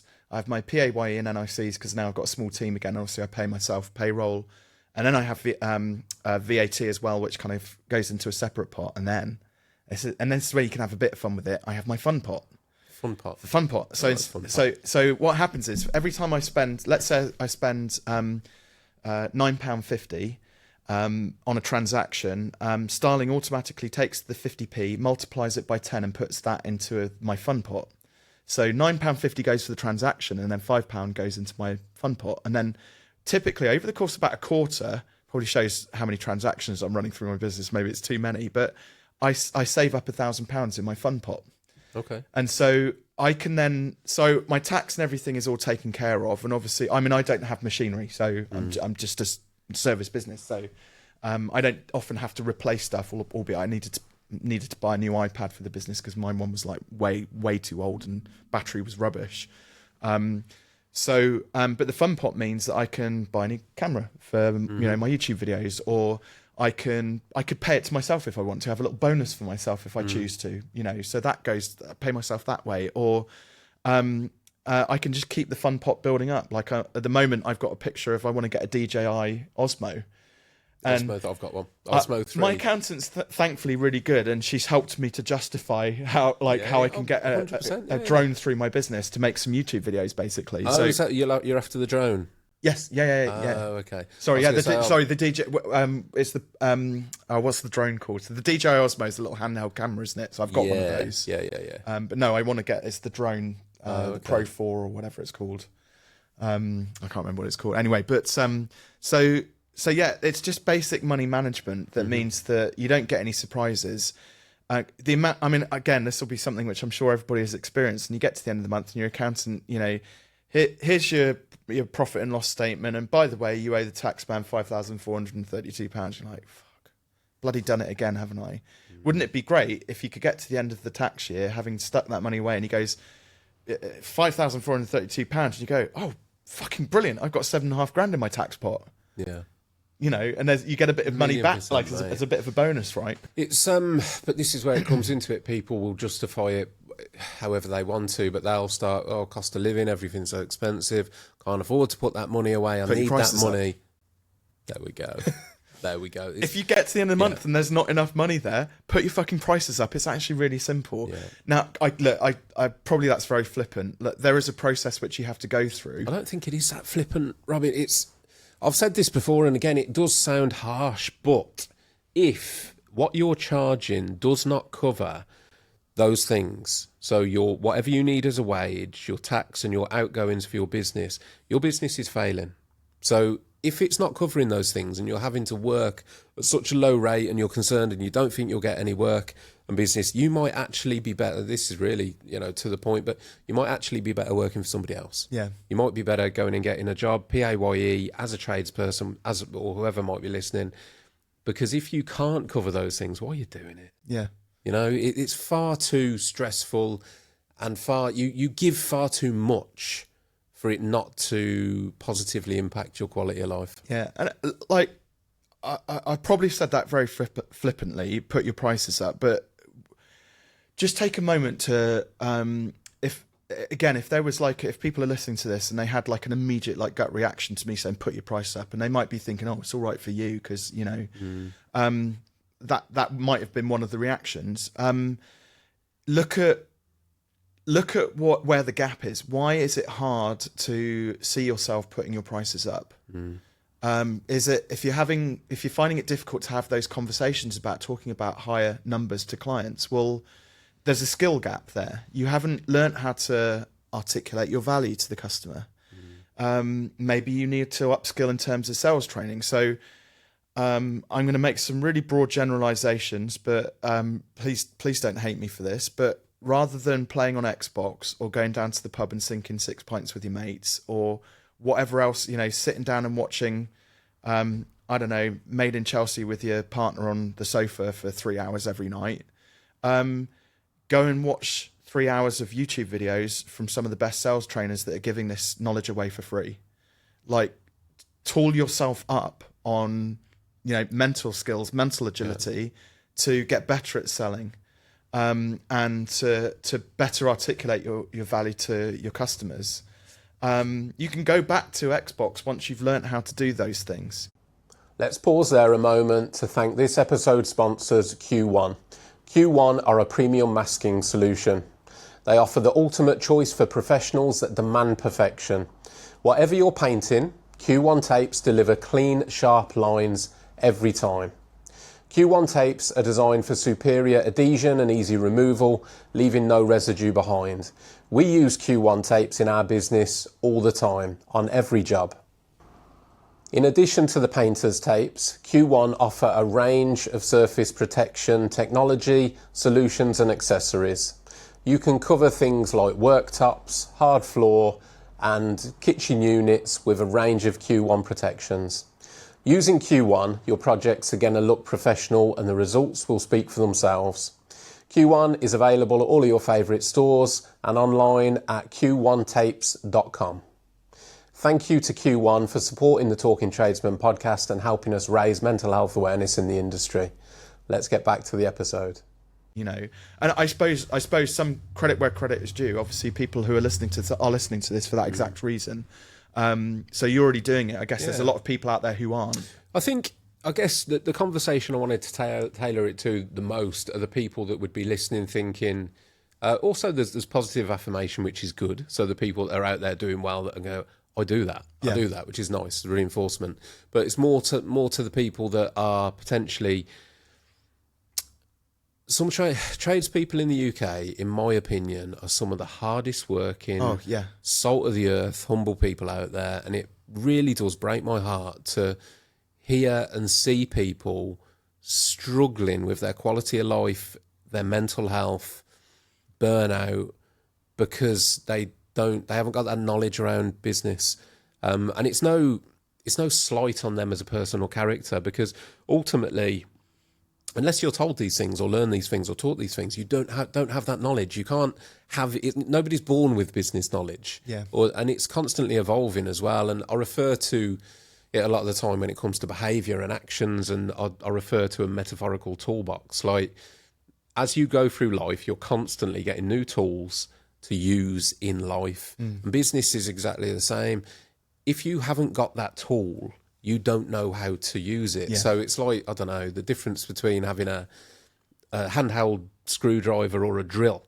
Like, you're going to work quicker and better with a drill, but if you've never ever had a drill, you wouldn't know what one is. You don't know how to use it. So don't be scared to take on that new knowledge when it comes to business. You might be a fantastic tradesperson or any other field that might be listening to this, but when it comes to business, just open those doors to learning as much as you can. This is really important because, I mean, let's face it, trades are very much male dominated, and it's very unmasculine to go and ask for somebody for some help. Because it shows a sign of weakness if you're there saying, I'm struggling, I'm not making the money, and I don't know what to do about this. But going comes back to that question you asked about sort of, how much I believe in mentoring and coaching. I can guarantee everybody out here knows somebody else, whether it's in their industry or another trade, who is doing really well. They seem happy. They've got the car, the lifestyle. They seem like they're 10 years younger than actually their age is, and all of those things. Just go and ask them, like, hey, and tell them, look, I'm struggling. Could you just spend 15 minutes telling me, like, how you got to where you got to? Like, who did you learn from? What podcast did you listen to? Or what videos did you watch? Or and they'll what tip? The Talking Tradesman, particularly 100%. The episode with Robin Waite. but come and ask Russ, come and ask me. Like, I'm fortunate. I've got the two businesses which are both doing pretty well at the moment, and I love just being like, my best clients actually are ones who've never spent a penny with me. I take great pride in being able to signpost people to whatever help it is that they need at any one particular point in time, because firsthand I've been through 2 rounds of depression. I had the breakdown with my marketing agency, which led to me like basically shutting it down, and then luckily I got an offer from somebody to buy it. And probably that happened because at that particular point in time, I didn't ask for the help, the right help. come and just ask somebody like, what did you do? What's the missing? What am I missing here? And the reason I know this, like, they will help you, is because at some point they were there themselves. 1,000,000%. Yeah. That we go through these cycles as business owners, where like things are good, you go through the good times, things are going well. Then we start to worry that things are too good. So then, like, we inadvertently end up sabotaging our own business and our life, and so we have this massive dip that forces us then to creatively solve the problem, and then all of a sudden our business and our life seems to sort itself out. We go through this cycle naturally, like every 2 to 3 years, in business and in life. I've been through it 5 times, 3 times in my agency, and I've hit 2 massive dips. Even the Fearless Business Coach isn't immune to bouts of like depression and struggle and everything else. I've been through that cycle twice. First time it happens, you know, if you're just starting out, it's going to happen. Sorry, you know, but I'm giving you a bit of a heads up. It feels awful. It feels like the worst place you've ever been in. You kind of question all of your life choices. Why did I want to set up this fucking business? And if all of those thoughts go through your head, and you think, oh, I'll just go and work on a site for somebody else, right? And then you just fall into that. Like, now you're just in a job, just working for somebody else, building somebody else's dream physically. Second time it happens, you're like, I was like, oh, hang on a second, this feels familiar.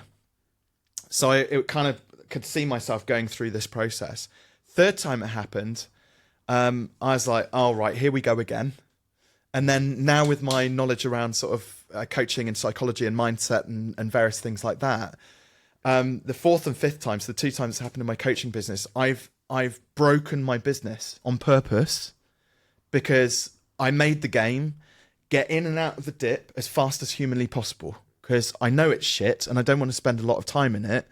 But I do know that when my business isn't working properly and it's a bit broken, I'm going to creatively solve the problems. And whether it's the type of clients I'm working with, whether it's how I've structured my products, my service offering, whether it's how I've priced it, or are there products that I'm selling that are no longer relevant to like where, you know, my business and my clients? So I'll stop doing that. I'll do this instead. You know, I creatively solve the problems. Lo and behold, I have a massive breakthrough, and then the business is better off than where it is before. And I think this is there's something called the expectation effect, where we have this, you know, mum, dad, brother says, oh, you're brilliant at woodwork, or God, you're really smart with electronics. I saw how you took that computer apart. And like, have you ever thought about becoming an electrician? I don't know. That's a, you know, or whatever it might be. So you go off and do it. And then, you know, all of a sudden, like, you get really excited. Oh, I've got a business now. And you tell your mates down, I've started this business and I've got my first client. Oh my God, I can't believe somebody paid me 500 quid for that. I can't believe somebody actually paid me 500 quid for that. Like, they paid me cash, you know, or whatever. And then we get this picture in our head. The expectation effect is that it's just going to be a straight line of success. We're going to take this business to the moon, and the Lambo's just, you know, a couple of jobs away and all this sort of stuff. And then, you know, lo and behold, it ends up being this squiggly mess of shit, and, you know, good times, but shit also comes along. And then we hit these massive depressions and stuff like that. I didn't realize quite what state I was in with the agency, because I had that creeping thing going on. And then, that was resulted in me being diagnosed the first time with depression. But I went home to my wife, who was 8 months pregnant, and I said, darling, because she knew I was in a bit of a hole mentally. I said, I've got some good news and some bad news. And she said, well, what's the good news? And I said, well, I finally made a decision about what I want to do next. She's like, all right, well, what's the bad news? I'm going to shut the agency down. International sign of distress, you know.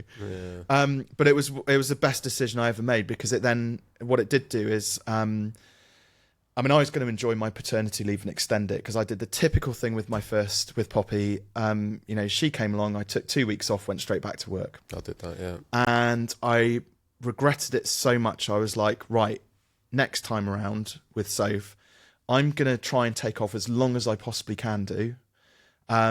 And not only that, but I'll make up for lost time with Pops as well. I ended up sort of had about 3 months off in the end. And during that time, somebody got wind that I was closing the agency, and they came in and said, look, you've got 180 clients. There's some value in there. And obviously there was a bit of IP that I built. Can we buy that off you? And the relief during, like, one, to make the decisions, like, just massive relief. then with those 3 months of space of not having the responsibility of clients, not having the responsibility of my team, and constantly being on that entrepreneurial business sort of train where you just can't switch off a lot of the time because you're always, everything's like you're just solving problems all the time. And that 3 months was like, one, it was great for my future because I then ended up falling into coaching, which I absolutely love. I can't see myself doing anything else now for the rest of my career. But just mentally, just to restore myself and get back to the old version of me. What was interesting is I realized that a lot of the time when I was chasing in my agency, when I was chasing somebody else's dream, I thought that business looks nice. I'll build my version of their business, and then stop to think about what I wanted. But I was just constantly chasing and constantly stressed, and just the physical damage that did to my nervous system and my body and everything else. And it wasn't. I've got a fantastic psychotherapist who I work with now, and when I sat down and started talking through everything, and she got the full picture of like what was going on for me physiologically or physically, and the stress that had been causing, but then why I was doing it. And underlying it was, I was people pleasing because I'd never lived up to my mother's expectations of like, I was smart, but I didn't quite get I got fucking good grades. I was proud of them, but mum was never proud of me because it wasn't straight A's that I was predicted. It was like 3 A's and 6 B's, which in anybody's money is good grades, right? Yeah. And then my A levels, I really flunked the A levels and made a bit of a mess of it. But she was just never, so all of that, like, it's amazing how all of this stuff personally like comes out, and when you've got a business, like you project all of that into your business, and it can be so damaging. And I count myself really lucky because I got into coaching. You do a lot of work on yourself, when you're learning about how to apply like coaching, because you have to understand the process, how it worked for you in order to then be able to apply it to other people. It's so fascinating, Rob, that because I've studied psychology, and I was heading towards, still will do, I'll pick it up again, counselling and therapy. I'd love to specialise for people in the trades as well. It's such a big issue. But it's so fascinating how much psychology plays into business, marketing, sales, all of that. It's all psychology. Yeah. At the end of the day, you're trying to convince another human to use your services and also to portray your value over to them. It's all psychology. Yeah. So if anyone wants to pick up on, anything like that, look into psychology. Yeah. It's a superpower. It really is. Yeah. There's a fantastic book. It's called Don't Believe Everything You Think. I forget, Tony Nguyen or something like that. It's by far one of the best books I've ever read just on basic sort of human psychology and mindset. And it's like literally how destructive our thoughts are. Like, you have like those crazy irrational thoughts. Like, I don't know, like, you're walking down the street. Oh no, you're driving down the motorway, and then you think, oh, what if I just let go of the steering wheel, right? So we have those crazy irrational thoughts going on. Yeah. And like in anybody sort of, that wouldn't be a sensible thing to do, right? But then we believe that there's some element of truth attached to everything that we think. And like having that space for me gave me that opportunity just to think, and like a really good example of this. So now I made a commitment to myself that despite, I absolutely love my work, and I would work 24/7. I have a very addictive personality, and my business is my drug. Like I said, I stopped drinking 2 years ago. Another great decision, which I made.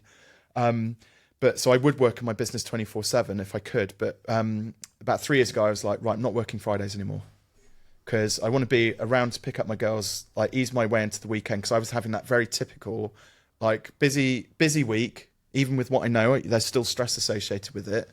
And then I would have that, I wasn't quite, I had a foot in each, I had a foot in the house and a foot in my office. And when I went home to be with the kids, I was thinking about work. And then when I'm at work, I'm feeling guilty that I should be with the kids. So I worked out that if I just took Fridays off, and I use them as I see fit. So sometimes I might do a bit of work or writing or whatever. Oftentimes I'll save them for going to get my haircut or go to the local spa and have a massage or something like that. And now I'm a great father when I go home, for the kids on that Friday afternoon when I pick them up. And that's such a good point, and I fall into this habit myself sometimes. I have my daughter every other weekend, and sometimes and I feel so guilty when it happens. If I've had a particularly busy or stressful week, I'll pick her up on a Friday, and Saturday I'm exhausted. So I'm actually recovering on Saturday, and then by Sunday it's like, well, actually I've got one day left now. Yeah. So you're really, although you're there in person, you're not fully there when you don't. So having that, what you said there, leading yourself into the weekend, I like that. Yeah, and it's so powerful. So like, what I've noticed is now that my most creative ideas now happen on a Saturday morning because I've had that space. In fact, I've looked after myself first. A lot of people would see that guilt-free time off as being quite selfish. That's why I take it out of my work week, because I'm not my family. It doesn't impact my family. It's my time to do with as I see fit. And guilt-free time off is like imagine it's like a muscle. And if you want to get stronger, you have to exercise that muscle, right? So guilt-free time off, it took me probably a good 18 months, 2 years, maybe even longer to get to a point where I wasn't picking up the phone to answer emails and chase that next lead, where I was probably using some of my time to think about family. Like I always say, my wife's operations and I'm logistics, so she does the organising and I do the heavy, I'll pack the car and do the driving and stuff like that. But also there's a massive mental load that I'm dumping on her. So is it any wonder that our household was very stressful? And I without going too deep, I can hark back to, very vivid memories of what my parents and our household was like. It was very toxic, lots of shouting and fighting and things getting broken and various other things. And I when this whole work mentality, I knew I was recreating that and bringing that into my household. So guilt-free time off, you just got to exercise that muscle to go, no, I deserve this. Taking that time out to put into myself means that I'm a better dad. I'm a far better husband. I can take off some of that mental load off my wife, because even just sitting and having a coffee for a couple of hours on Friday morning and not getting involved with work, I'm like, washing. Because men don't think about this shit, right? I'm like, it's not like the 1920s anymore, where the wife stays at home and everything else, like, and the bloke goes out and makes all the money and stuff. Some people might set it up like that, and good for you if that's how you do it. But most households these days, both parents work, and let's face it, the woman takes most of the responsibility at home. And is it any wonder as well? I mean, this is probably a topic for a whole entire other podcast, but is it any wonder why you get home and your relationship isn't working out the way that you thought it should be when you picked up your missus and got married and settled down and had kids and stuff like that? Your wife and partner, I can guarantee it, is like the one picking up the vast majority of the mental load at home, right? So it's stressful at work trying to chase the money, and it's fucking stressful at home as well. And is it any wonder why a lot of trades are miserable, stressed, depressed, and life isn't going the way that they want? So look, here's a basic formula for you, right? If you're getting by, but you're working hard, charge 20% more and then take Friday off. Or Wednesday or Monday, or whichever day you want. But charge 20% more, because that makes up for that extra day's worth of income. Get slightly better at sales, get slightly better at what we're talking about, following up and being good customer service, and then treat yourself on a Monday and start exercising that guilt-free time off muscle. And I can guarantee that life will get better. And like, it's just a really simple case in point. Like, I guarantee most of you will have like your best, most creative ideas, and not for work, but a project you want to work on in the garden or at home or whatever, or a project you want to work on personally, happens at two particular times of the day, the most inconvenient times of the day. You know which times of the day I'm talking about, don't you? Oh, I can guess one. Yeah. At least. So in the shower. So you're like, I've got this idea. I want to design this, like, wife wants a raised bed, and like, I want to design it. I do a lot of that. I actually like working with wood and stuff and out in the garden. Okay, that wasn't the one I was thinking. So okay, let's see if we got number two. But you're covered in water, and you can't, like, trying to get the paper wet and stuff like that. You're trying to scramble for your phone. It's like really inconvenient to like try and document that thing. Or at 3 o'clock in the bloody morning when you wake up and you're like, because your brain's started to have that space to think and solve some problems that you've been thinking about all day or all week. And then, you're like, oh, fuck, it's like 3 o'clock in the morning. You want to document it, stuff like that. I can't put the light on my phone because otherwise it'll wake my missus up or whatever. So it's like, but that's because you're giving your brain space and time to. I was going to say sat on the toilet, Robin. I'll be honest with you. Well, yeah, or sat on the toilet, whatever floats your boat. Like, but it's like you start to pay attention to when you have like these creative thoughts, like these fun creative thoughts, and like that's what life should be about. Like. And again, the reason I know this is because the most peaceful time of my life was when I was a child, sat playing with Lego, and I would lose hours. I was flow state, just lose hours, like 9 hours in a day. Broken up by lunch with me just playing with Legos and these building blocks that my dad used to make for me and stuff like that. And like again, for men. Yeah, you're solving problems on the job and you're building, and there's an element of creativity to that. But also, I think men don't. I'm 30. I've got a job now. I've got a family to look after. We stop having fun. We stop playing. Fun turns into an escape by going out with your mates and getting absolutely smashed. Then recovering from that all weekend. Then you get the guilt. And so the cycle continues. But actually, there can be guilt-free time off, doing things that are fun. I love the sound of that, mate. Just the guilt-free time off, because you're so right. I do it myself. It's probably one of my downfalls. Is I do feel guilty about giving time to myself, and it's not because I think I should be giving it to anyone else in particular. But I always have that. Oh, but I could be doing this. But I could be doing that. But look at this time. I could be using. I'm very busy, as you can probably gather with what we were talking about pre-record. But I'm always thinking about the next thing to do. But I enjoy doing it, if I'm honest. Like, we've got another business idea that's in the pipeline at the minute. But that gets me excited. I'm like, that's good. But there's an underlying pressure there that you're putting on yourself. Yeah, definitely. And what about this? What about if you gave yourself permission that it wouldn't matter whether you did it or not? Mm-hmm. So now you have flexibility and freedom to roam.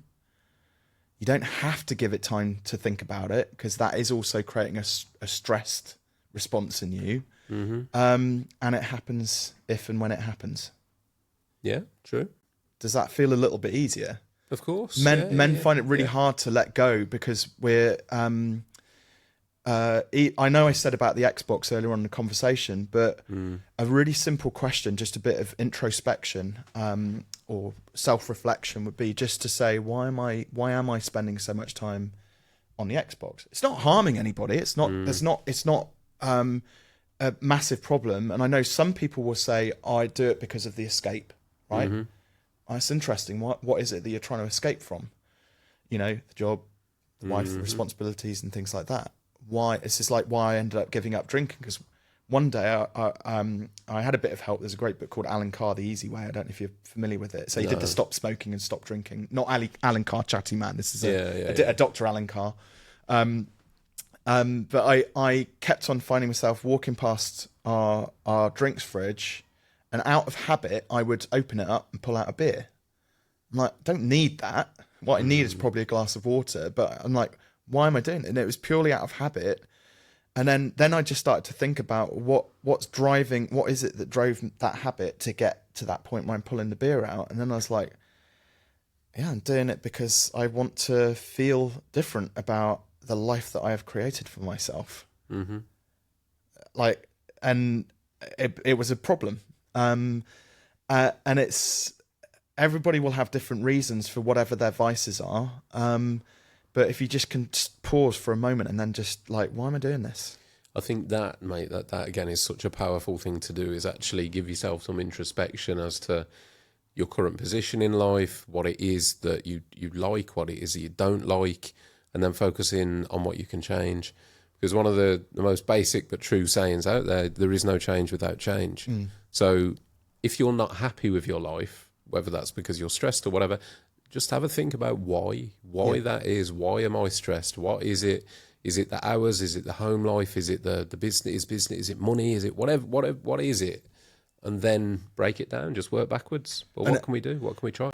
And I love the way that you've put that. And there's also something which is massively important to add on top of that, which is to not judge those thoughts as they come up, because you can look at that and go, when you start to realize, oh, I'm escaping and maybe I'm not the best dad, you can start to judge yourself based on that. And actually, being aware of it is just that starting point. And you've got like, nobody is going to champion you or be the bigger cheerleader than yourself.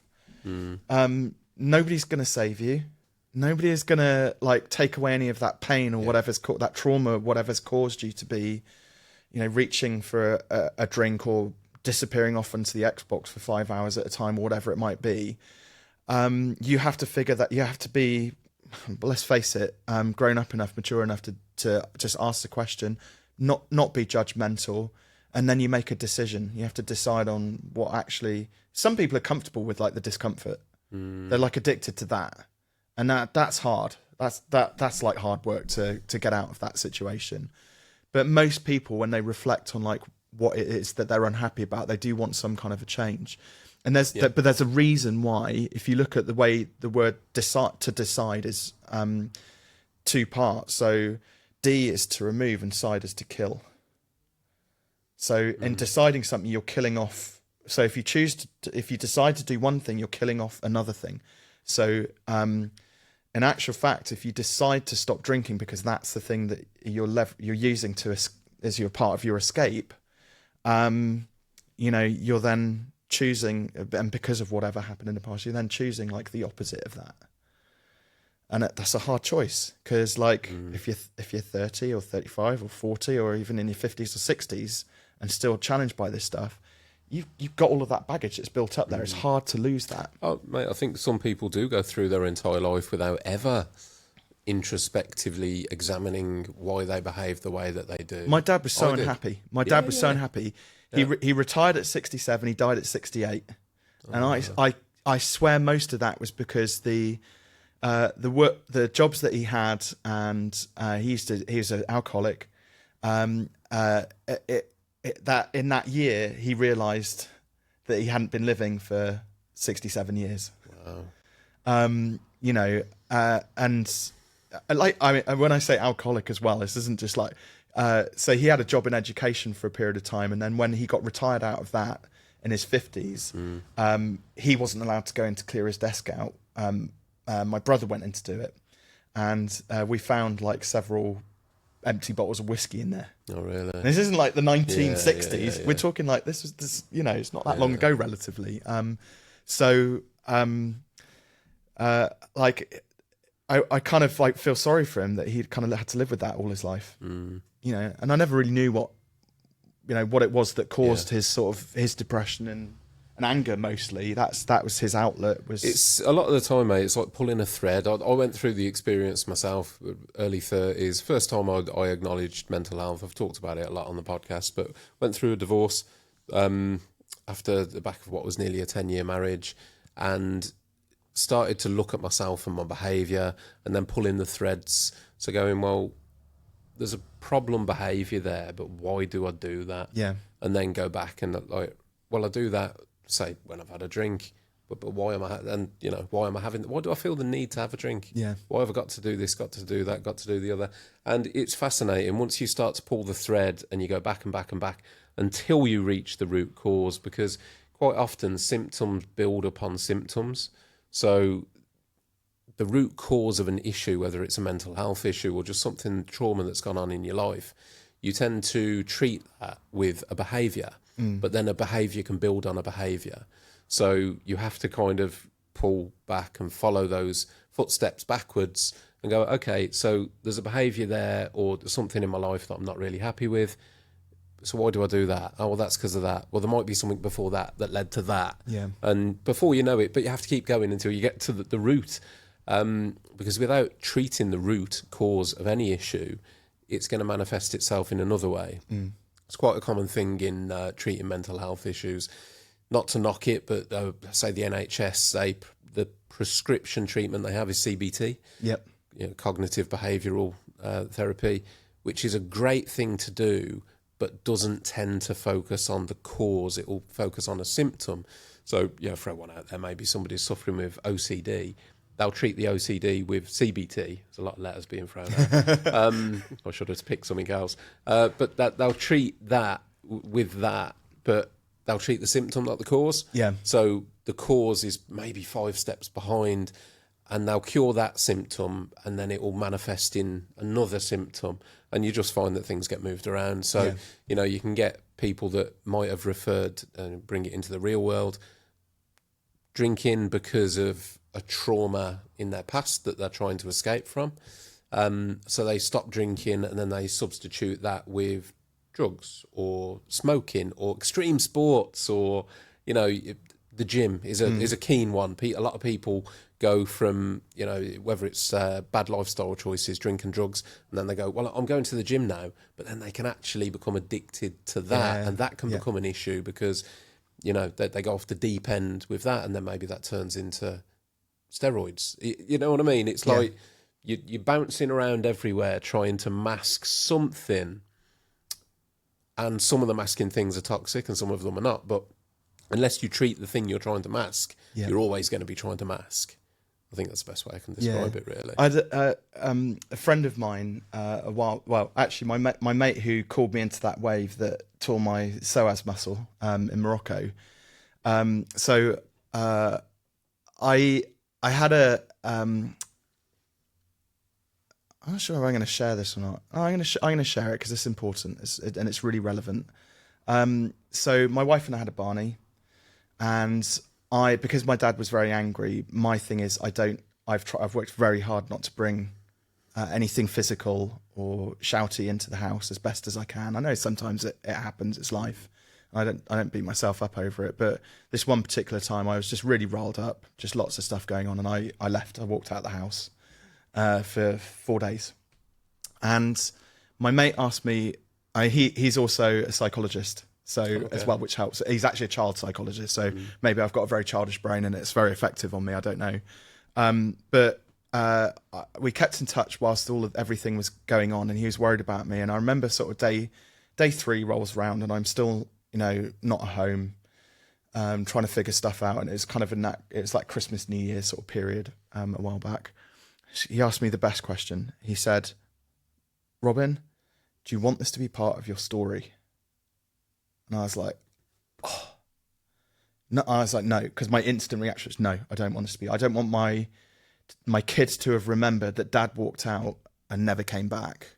And we weren't at a point where it was like we're separating, and it wasn't like that. I just needed space, but I hadn't communicated that.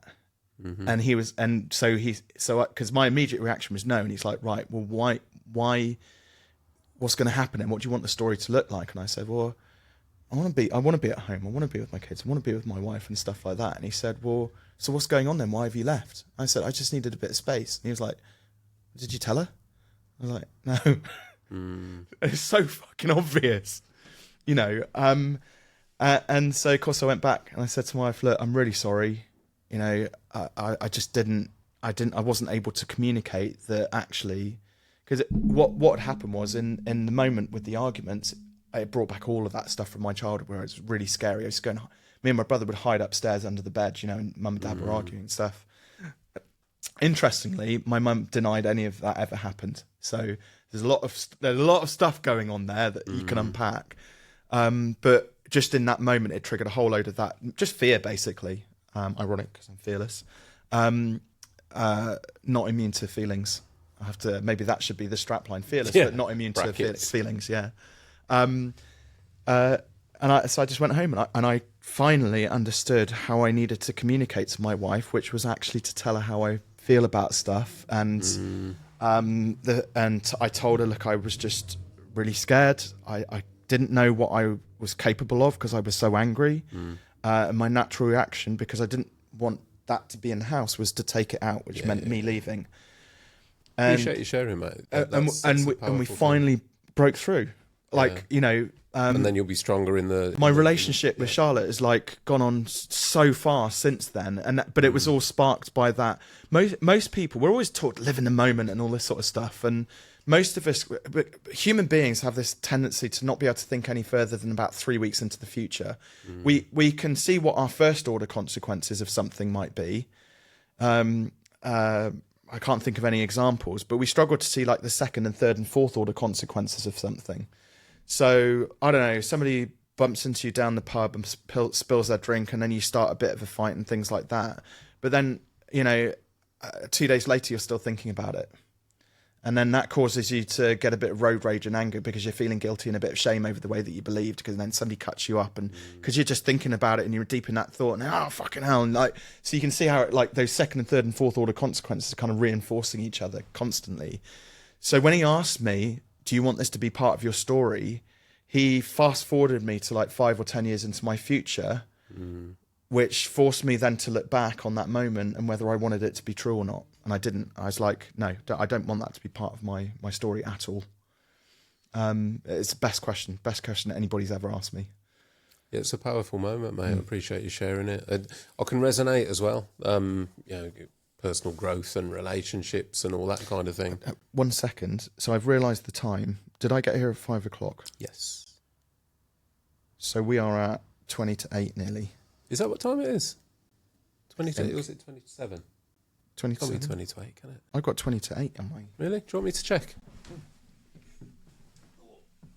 Oh, it is, yes, 20 to 8. So I only booked 2 hours worth of parking. How hot are they on that car? You can pay for it afterwards. On the way out. Okay. Yeah, on the way out, mate. Yeah. We can pull. I didn't realise we've. Wow. That has flown by, Hasn't it mate? just? Yeah.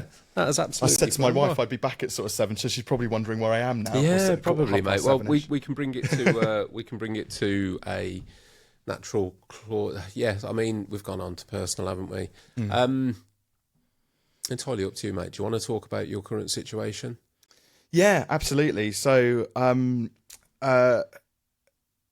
so basically in August, before August, I started having a weird series of headaches and got some motor issues and things like that. So I went to the doctor. They did me proud, actually, for once, the NHS. My doctor referred me straight into a neuro consultant over at Gloucester Hospital. They booked me in for an MRI. So this is sort of June-ish last year, booked me in for an MRI to rule stuff out more than anything else. And then the first bit of communication I get back after that is, we found something. We found a growth, I think they called it, or something like that, or a lesion. And of course, I looked up what a lesion was, and it could be anything from like a grade 4 glioblastoma where your head's about to explode, basically, or a bit of if you had a bump on the head or something, it could just be a bit of like scarred brain tissue or something like that. It's nothing too sinister. I thought nothing really of it at that point. But I had to go back in for another follow-up where they do a contrast. They inject you with some inert metal, and it reacts with the MRI, the scan, the machine. That came back, and it nothing. I didn't hear anything for about 4 weeks, and I started trying to chase up, and then randomly I get a call. It was around about August from Bristol, Southmead in Bristol. Saying, Mr. Waite, we need you to come in on Monday. So we found something. I was in pieces. It's about 11:30 in the morning. I do a weekly call on Wednesdays every week at 1 p.m. So I'm about to have like 40 plus of my clients on this group call, and I'm like in pieces, because I'm like, well, can't you tell me what's wrong with me? What a horrible thing. So it transpires I have a tumour on my brainstem. Don't worry too much. I've lucked out. It's possibly the best kind of brain tumour that you can get, because it's the most slowest growing form of brain tumour that you can get. Yeah. Wow. So it's benign. And I've had now. So that was August last year. I've had 3 follow-up scans since, which is a journey in itself, because there's always the apprehension of going in for the scans and what if it's grown or something like that. And thankfully, touch wood, it hasn't changed. So it's always going to be there. There's no treatment for it. I have some. You would not even notice that I have some issues, but I have some sort of motor issues. I like the cycling, for example. I've actually had to curtail now because when I overdo it, my body shuts down. But kind of the punchline to this, why I'm sharing this, is once I dealt with all of the shock of it and the news, because getting any news like that, and probably the only thing that I could compare it to was when I found out that Dad had cancer before he passed away. It was like that, like it hits you.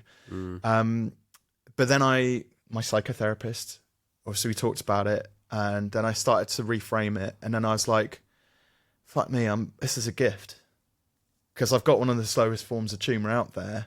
Yeah. And then I was like, because my wife kept on saying things like, we'd have conversations when you're sort of thinking about the future and stuff like that, and she'd be like, when the kids grow up, we can go travelling, or when we retire, we can go and do a round the world cruise and all this sort of stuff. And then in my head now, since, I'm kind of like, well, there's a tiny chance. It's only very small, but there's a chance that I might not get to do that. So what happened is in sort of October, November time, I don't know why, but Dubai kept on coming up in my world. Like, I've got friends out there. There's a very entrepreneurial scene out there, and so in any ordinary world before August last year, I'd have put it off. I'd have got dad guilt. I wouldn't have wanted to have left the family for that long and go out to Dubai, not taking them with me. And even my wife was still miffed. She was like, she doesn't understand why I didn't take them. But again, I was like, I've always wanted to go out to Dubai and speak out there and like go to some events and things like that. And so I just did it. I just booked the flights, booked the hotel, told Charlotte, this is just something I need to do for me. And I realised I'd just been putting a lot of stuff off that I wanted to get for me. And again, it's not being selfish. This is stuff that I want to do, because if I want to advance my career and help more people, I've got to start I have to put myself out there and go to events and meet entrepreneurial people. And anyway, I had the best time. There was a brilliant event out there. I networked with some of the smartest entrepreneurs on this planet. I ended up on a boat with one of my like absolute idols, like a YouTuber, a guy called Chris Doe. So at sunset, sailing around the Palm outside the Atlantis, with Chris, his two sons, a very close friend of mine, and a few other people that we kind of just bumped onto it. Like, I don't know if you've been to Dubai, but like hailing a yacht out there is like hailing an Uber here, basically. So you go onto an app, all right, I've got this number of people, and I want the boat this time, and then you book it. And I'd heard that Chris like fishing in boats, like fishing trips. So I thought, well, if there's a chance, and my mate knows him, we knew he was flying in for this event. So I said, look, ask him if he would be up for doing a bit of an adventure, whether it's like dune bashing or something like that. And he said yes, he's up for doing something. So I booked the boat without an affirmative yes at that point, thinking, well, fuck it, what's the worst that can happen? I'm on a boat in Dubai at sunset, sailing around the Palm, outside the Atlantis on my own, listening to some nice chilled out house music. I mean, what could be better, right? True that. So anyway, he said yes, and we're all there. And then I was sat there thinking, bloody hell, if Chris had if he charged me for spending 3 hours with me, he's like leading like coach in the whole creative space, it'd have been like $20,000 or something, and I got it for like 700 quid, and he can't get off. Like, his trap's on there, right? But it's just made me realise that you have to, like, before then I was like, I thought I was invincible, I'd live forever and have retirement and all of the rest of it, that story. But I got that news and I was like, no, life's too fucking short. Like, if you've got something that you want to get after, do it now. Like, get after it now. Figure out a way to make it happen now instead of putting it off. Because I was putting a lot off because I thought that's how I should be as a dad. That's how I thought I should be as a husband. Be a dedicated husband, dedicated father. And you've always got to be at home and everything else. Which I know probably goes slightly against some of the stuff I've said earlier on. But again, I'll iterate. You're important. You're important. I'm important. Person listening out there, you're important as well. Like, it's okay to put yourself first and get after what you want, because that contributes to your happiness and your well-being and your mental health. It's okay. Like, there's nothing weird about you wanting to go and have a holiday on your own somewhere sunny for 5 days. If that's what you need to be the best version of yourself, just fucking do it. I love that, Rob. I think that's, I mean, as we just ascertained, time has moved on inexplicably fast. But I think that's a really good way to wrap it up, mate. It's a really powerful statement. Obviously, I wish you all the best with everything that you've got going on health-wise. And, I'm sure you will make retirement and all the rest of it. But that's it's a shame, isn't it? Sometimes it takes these big monumental things, and you tend to find that it happens with people that do suffer bereavements and things like that in the family, that then spurs them to go, I've just realised that life is short. Now I need to do all the things I want to do. Yeah. So thank you for that, Sean. Right. Well, Charlotte, luckily Charlotte vetoed the motorbike. I'm allowed a 2-seater sports car, but yeah, nothing too dangerous. So I don't know. You can get pretty well on that, mate. But no, man, it's a really powerful sentiment, and hopefully somebody out there listening will have needed to hear that. So really appreciate it, man. Yeah. Thank you massively for your time. My pleasure. You've dropped some incredible gems of knowledge. I mean, before we do wrap things up, if anybody is looking to, grow their business, expand their business, get some business coaching, and indeed, I guess, business optimization, even if they're not looking to get bigger, just get better, reclaim some time for themselves, where can they or how can they approach you? Yeah, like I said, for the first option is just grab hold of a copy of the book. If you're not a book person, then I also run regular workshops once or twice a month. Mm-hmm. So it's a group coaching experience. It doesn't cost any money. It's a great opportunity if, like, for example, if you haven't had coaching before, it's a great opportunity to kind of have that first-hand experience. And I hot seat people. We dive into their business sort of model and problems and challenges and things like that, and I actually do some live coaching. Yeah. And there's no obligation there to sign up to anything either. I love coaching, so it's a joy for me to be able to deliver those. And like, coaching is interesting because it's you have to have build a relationship with your as a coach and a client. And so sometimes people come to those sessions and I love the experience, but maybe you're not the coach for me. Mm-hmm. There are coaches out there who specialize in trades and things like that as well. So, but I do those to give people the opportunity just to experience coaching and the power of it. After talking to you, what I like is you seem to have the right mindfulness around balance as well, which some people don't. It's just they push for more money, more business. But you seem to have it worked out, mate. So it's only taken me 43 years and probably a bit of a slow burn in that respect. But yeah, right, yeah. Trust me, I'm still learning. We're all still learning. That's the joy of life. The minute you stop learning, things get pretty dull. But yeah, mate, massive thank you. Socials wise, if anyone wants to give you a follow, where can they find you? I'm on all the social media, so LinkedIn, Instagram, YouTube. Just under Robin Waite. So it's at Robin M Waite, Robin Mark Waite M. So okay. M in the middle, basically. Yeah. Fantastic. Listen, mate, I'll put those links in. I'll put links to your books and all the rest of it in the episode description. Scroll down, take a look. Everyone still listening now, thank you very much. Please do all the usual, like, share, subscribe, yada, yada, yada. Big thank you to our guest merchandise sponsors, the Funky Peach, and also a big shout out to Steve at Uncle Matt's Hats. Now, Rob has already purchased an Uncle Matt. What colour did you go for? That's a good question. I think I went for the navy one. Rob's already got one, but he can have another in another colour, being as you've given me. But yeah, big supporter anyway, so massive thank you again to him. And yeah, thank you for listening. I'll catch you soon on the next one.